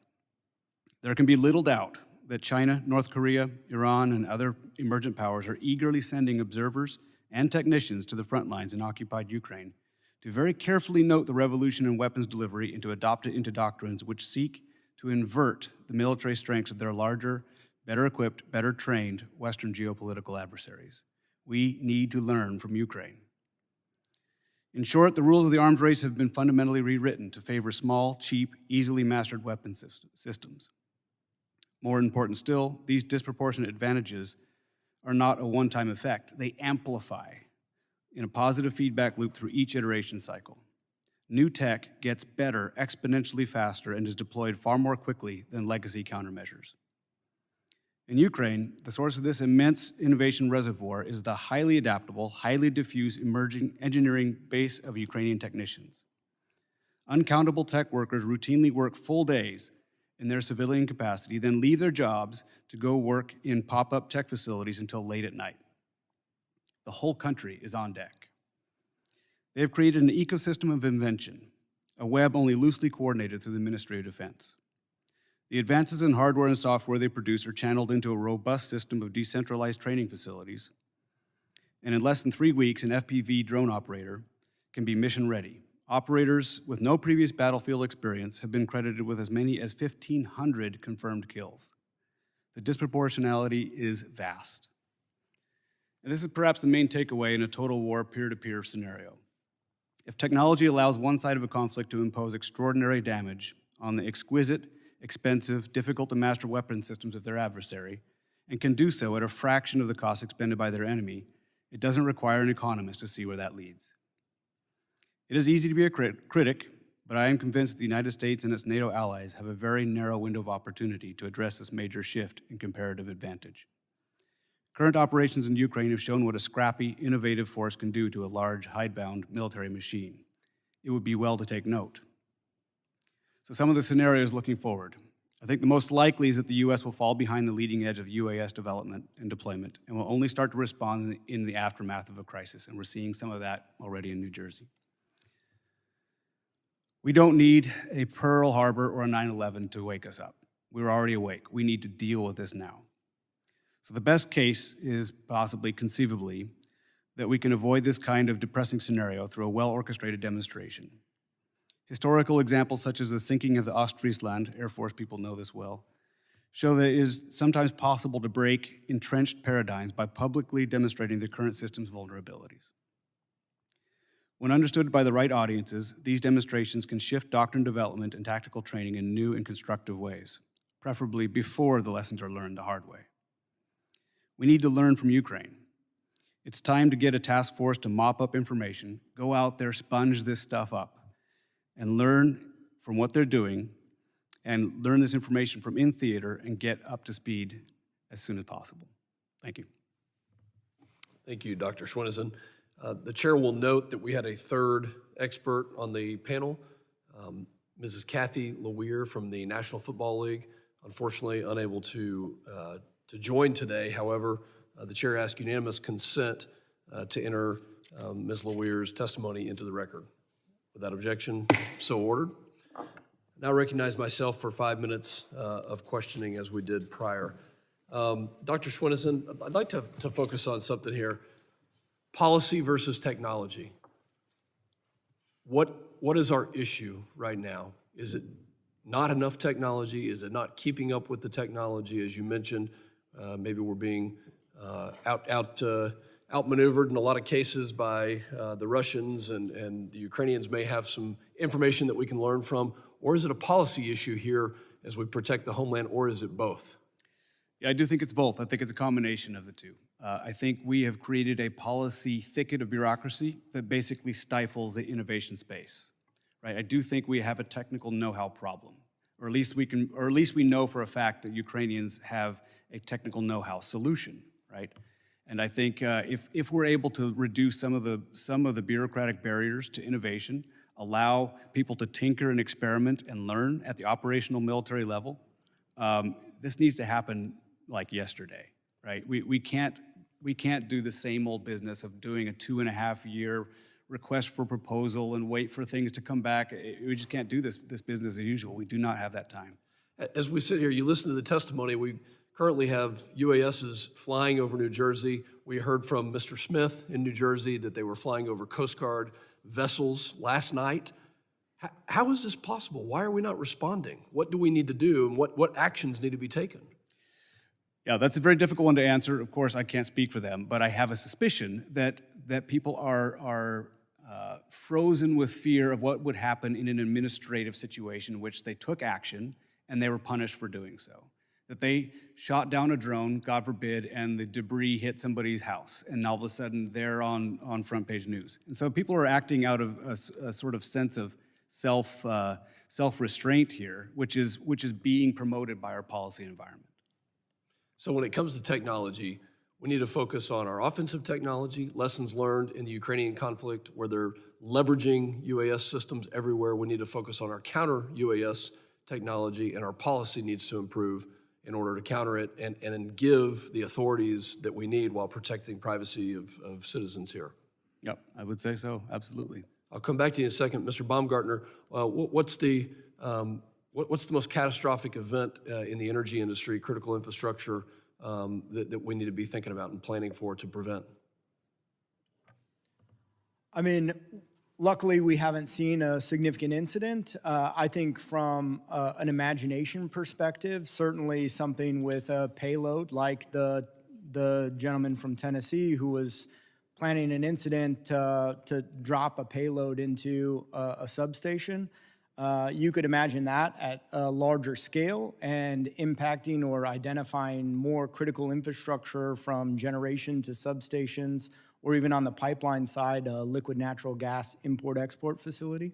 So my district, the Permian Basin, 6 million barrels a day, needs to be protected, and the authorities, in some cases, as you recommended in your testimony, should be delegated to private companies, in some cases, to both identify and also mitigate if needed.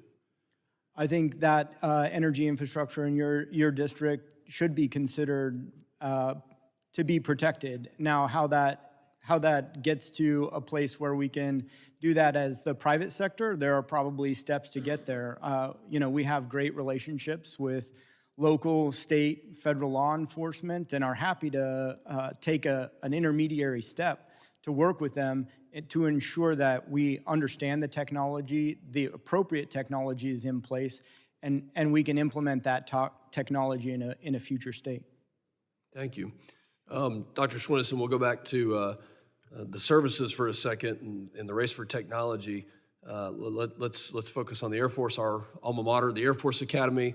How would you characterize the responses that we're seeing out of DoD, specifically the Air Force? Are they doing it fast? Is it neat in its approach? Or is it just average? Yeah, right.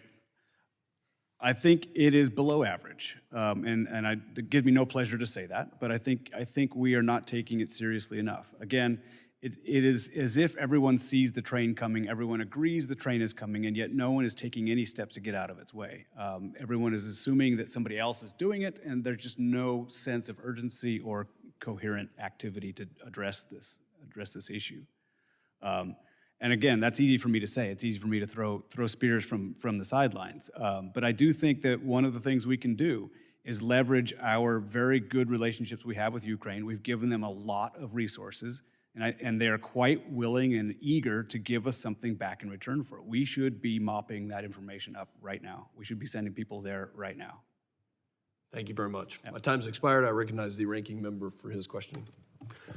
Thank you, Chairman, and thank you both. Dr. Schwinnison, I want to begin by commending you and thanking you for your assistance to the Ukrainians. I have to remind, unfortunately, some of my colleagues from time to time that Vladimir Putin is not our friend, that the cause of the Ukrainians is the cause of freedom and democracy, and that Russia continues to pose a threat not just to Ukraine, but to American interests all over the world. And so I just want to thank you for the work that you're doing over there, because that is the front line of freedom today. Thank you. I was interested in your written testimony when you expressed some skepticism in the effectiveness of signal jamming technology to mitigate risks from UAS on the battlefield. I was wondering if you could expand on that.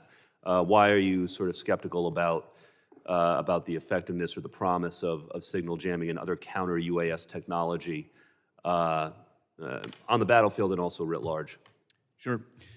I claim no engineering expertise in drone warfare, but all I can do is say what I've seen, which is that in the world's most intense EW battle space, which is the Ukrainian-Russian front at the moment, it is an electronic warfare chaos, right? And so what people used to think about the ability to jam drones, which is what some of the speakers we had here are talking about, which is 2 years old, which at this point is effectively a century-old obsolete information. Jamming doesn't work the way we think it does. And there are so many new developing technologies on countering the counters, right? They've already gone multiple layers ahead of us. At this point, they're doing AI pixel lock technology that doesn't have any RF frequency whatsoever. They're doing ambush technology where they're not needing to have any kind of communication between operator and drone. So, again, I don't know the specifics beyond what I've just seen, the tip of the iceberg, which is that, the jamming solution is not a one-size-fits-all, that's the silver bullet. It might be a piece of a suite, but that's only a piece. Yeah. And I recognize that you've thought about this in sort of the DoD space more perhaps than Homeland, domestic law enforcement, et cetera. But I imagine the lessons are transferable. What do we need to do specifically in order to go from being laggards to leaders on this? You referenced procurement issues and kind of speeding that up. You referenced, bringing a spirit of I guess, inventiveness and innovation. But are there other specific things? I mean, is there training that we should be looking at deploying across the federal government? Is there some kind of specific workaround to procurement rules that you would recommend? Like, what are the nuts and bolts of what we should be doing in order to take back the advantage? Yeah, I do think Yankee ingenuity is one of our comparative strengths, and we need to take advantage of it. And one of the ways to do that, this is not an especially sexy solution, so I say that with apologies in advance. But I think one example of an idea is to, at the DoD level, get drones down to the absolute operational level of units, so they can begin to tinker. There is as Elon Musk says, move fast and break things. You need to learn on the fly. You need to learn in the trenches how these things are operated. It isn't enough to do this from a centrally managed, top-down approach in which we're going to go through this entire typical cycle and then deliver the tool to the warfighter, wrapped with a ribbon. It doesn't work that way anymore. We have to give it to them and let them develop it on the fly. Empower the people on the front lines to innovate. That makes sense. Mr. Baumgartner, I apologize, I only have a minute left, but I wanted to explore this importance of the cooperation between private industry and particularly state and local law enforcement. What are the best practices there that you've noticed, and are there things that we can do to support those kinds of collaborations? Well, we work very hard to establish and maintain those relationships in all the states and localities that we serve. I think it does become about manpower and hours spent in doing that collaboration, and so there are certainly challenges to maintaining that. But I think fusion centers are a great opportunity to engage in a wide variety of state and local efforts at one location. I think there are other similar opportunities, like in our sector, we have the Electricity Information Sharing and Analysis Center that also convenes those state and local partners in a regional fashion, and we're able to effectively have those conversations and maintain those relationships in that forum as well. Thank you both. Thank you, Ranking Member, and I recognize myself for 5 minutes, and I'm not going to take 5 minutes, but Mr. Swenson, I totally agree with you that we have a problem here in the United States in dealing with these systems, not only for warfare, but also for protecting the homeland.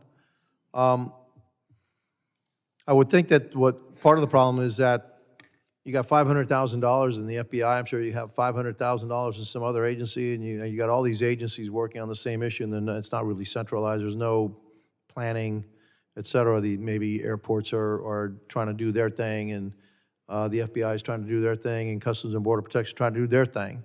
Would it be beneficial to try to put this all together and just focus on the unmanned aerial system threat in the homeland? I have to say I lean that way. I hate to beat a dead horse here, but the Ukrainians have once again shown some ways to deal with this. They have stood up their entire separate new force, very much like the Marine Corps or the Air Force. They've set up the Unmanned Aerial Systems Service in the Ukrainian Department of Defense in order to do precisely that, in order to address this entire new sector of technology and how it's to be developed and applied. Probably one of the advantages that the Ukrainians had is that they had no Air Force, basically, right? And so by necessity, they needed to come up with something different that actually combated the threat. We have an Air Force. And unfortunately, what happens is that you have the resistance to change, and UAS, unmanned systems, et cetera, are a threat to the people that fly the planes, okay? And so we do need to look at this in an entirely different way. And so not only on the DoD side, where we do need to have the private sector innovate, and the RFP should be, hey, I want to knock out, I want to sink Chinese ships, all right? And just simple as that. If you ask DoD to do that, they'll come up with an aircraft carrier that costs $10 billion and all these systems. The Ukrainians are sinking Russian ships in the Black Sea with little boats with maybe 500 or 600 pounds of TNT on them. A whole bunch of them can't possibly take them all out, and basically, boom, no submarine, because that's the other thing we'd look at. Well, maybe we need to have these really expensive submarines with torpedoes and stuff. The old way of fighting war. We need to look at the new way of fighting war. But here it's Homeland Security. Look, I'm convinced that we're going to have a problem. We'll wake up when something happens, because that's always what we do. And we should be waking up right now. And so one of the things maybe that we should be looking at is how do we centralize a Homeland Security kind of focus on unmanned systems and how we protect all our infrastructure, airports, the energy system, our electricity, our grid, all of that is vulnerable. And so, that's all I have to say, and I'll yield my time back, and I recognize the gentleman from New York, Mr. Diaz-Posito. Well, thank you, Mr. Chairman. Dr. Swenson, I know it was discussed earlier, and I wish some others on the other side were here to listen, because sometimes when we talk about Russia, China, and Iran, we're referred to as fearmongers. But the proliferation of drone technology from foreign adversaries like Russia, like China, like Iran, has impacted conflicts across the globe. What is the risk of such technology being transferred or replicated by domestic actors in the United States or by transnational criminal organizations across our borders? And how can we disrupt these supply chains? Well, the risk is 100%. I mean, it's if it hasn't happened already, and I'm sure it has, but if it hasn't, it's about Definitely has. Right. How do we mitigate it is again, that this is the elephant in the room. And I think the only way to mitigate these kinds of threats is to out-innovate the threat itself. This is something that we've been traditionally good at. It's something we have the technical know-how and the capacity to do. But right now we have not opened the gates. We have not gotten our juices flowing, as I say, to address ththese threats and out-innovate the threat. Thank you. I know we have to go vote, so I'm going to make this quick. But Mr. Baumgartner, just last month, a Tennessee man was arrested for plotting to use a drone carrying an explosive to destroy a Nashville power substation. We know that there have been additional incidents of suspicious drone activity near substations. And I think this is critically important, especially in the time that we're in, where there is this big push for alternate energy sources, whether it's battery storage, whether it's wind storage, without really doing the work to make sure that we could protect these assets. In addition to cyber concerns, what physical security risks do drones pose to energy sector assets? A great question. I think payloads are obviously, as witnessed in the Tennessee case, but you could simply ram a drone into some of our infrastructure. And we do take a defense in-depth approach and try to add shielding and obfuscate certain targets. But on top of that, you could also see a situation, and we've seen published cases where they've actually used drones to enable a cyber intrusion as well. Thank you. Mr. Chairman, I yield back. Thank you, gentlemen from New York. I thank all the witnesses for the valuable testimony and the members for their questions. The members of the subcommittee may have some additional questions for the witnesses, and we would ask the witnesses to respond to these in writing. Pursuant to Committee Rule 7D, the hearing record will be held open for 10 days. Without objection, this subcommittee stands adjourned.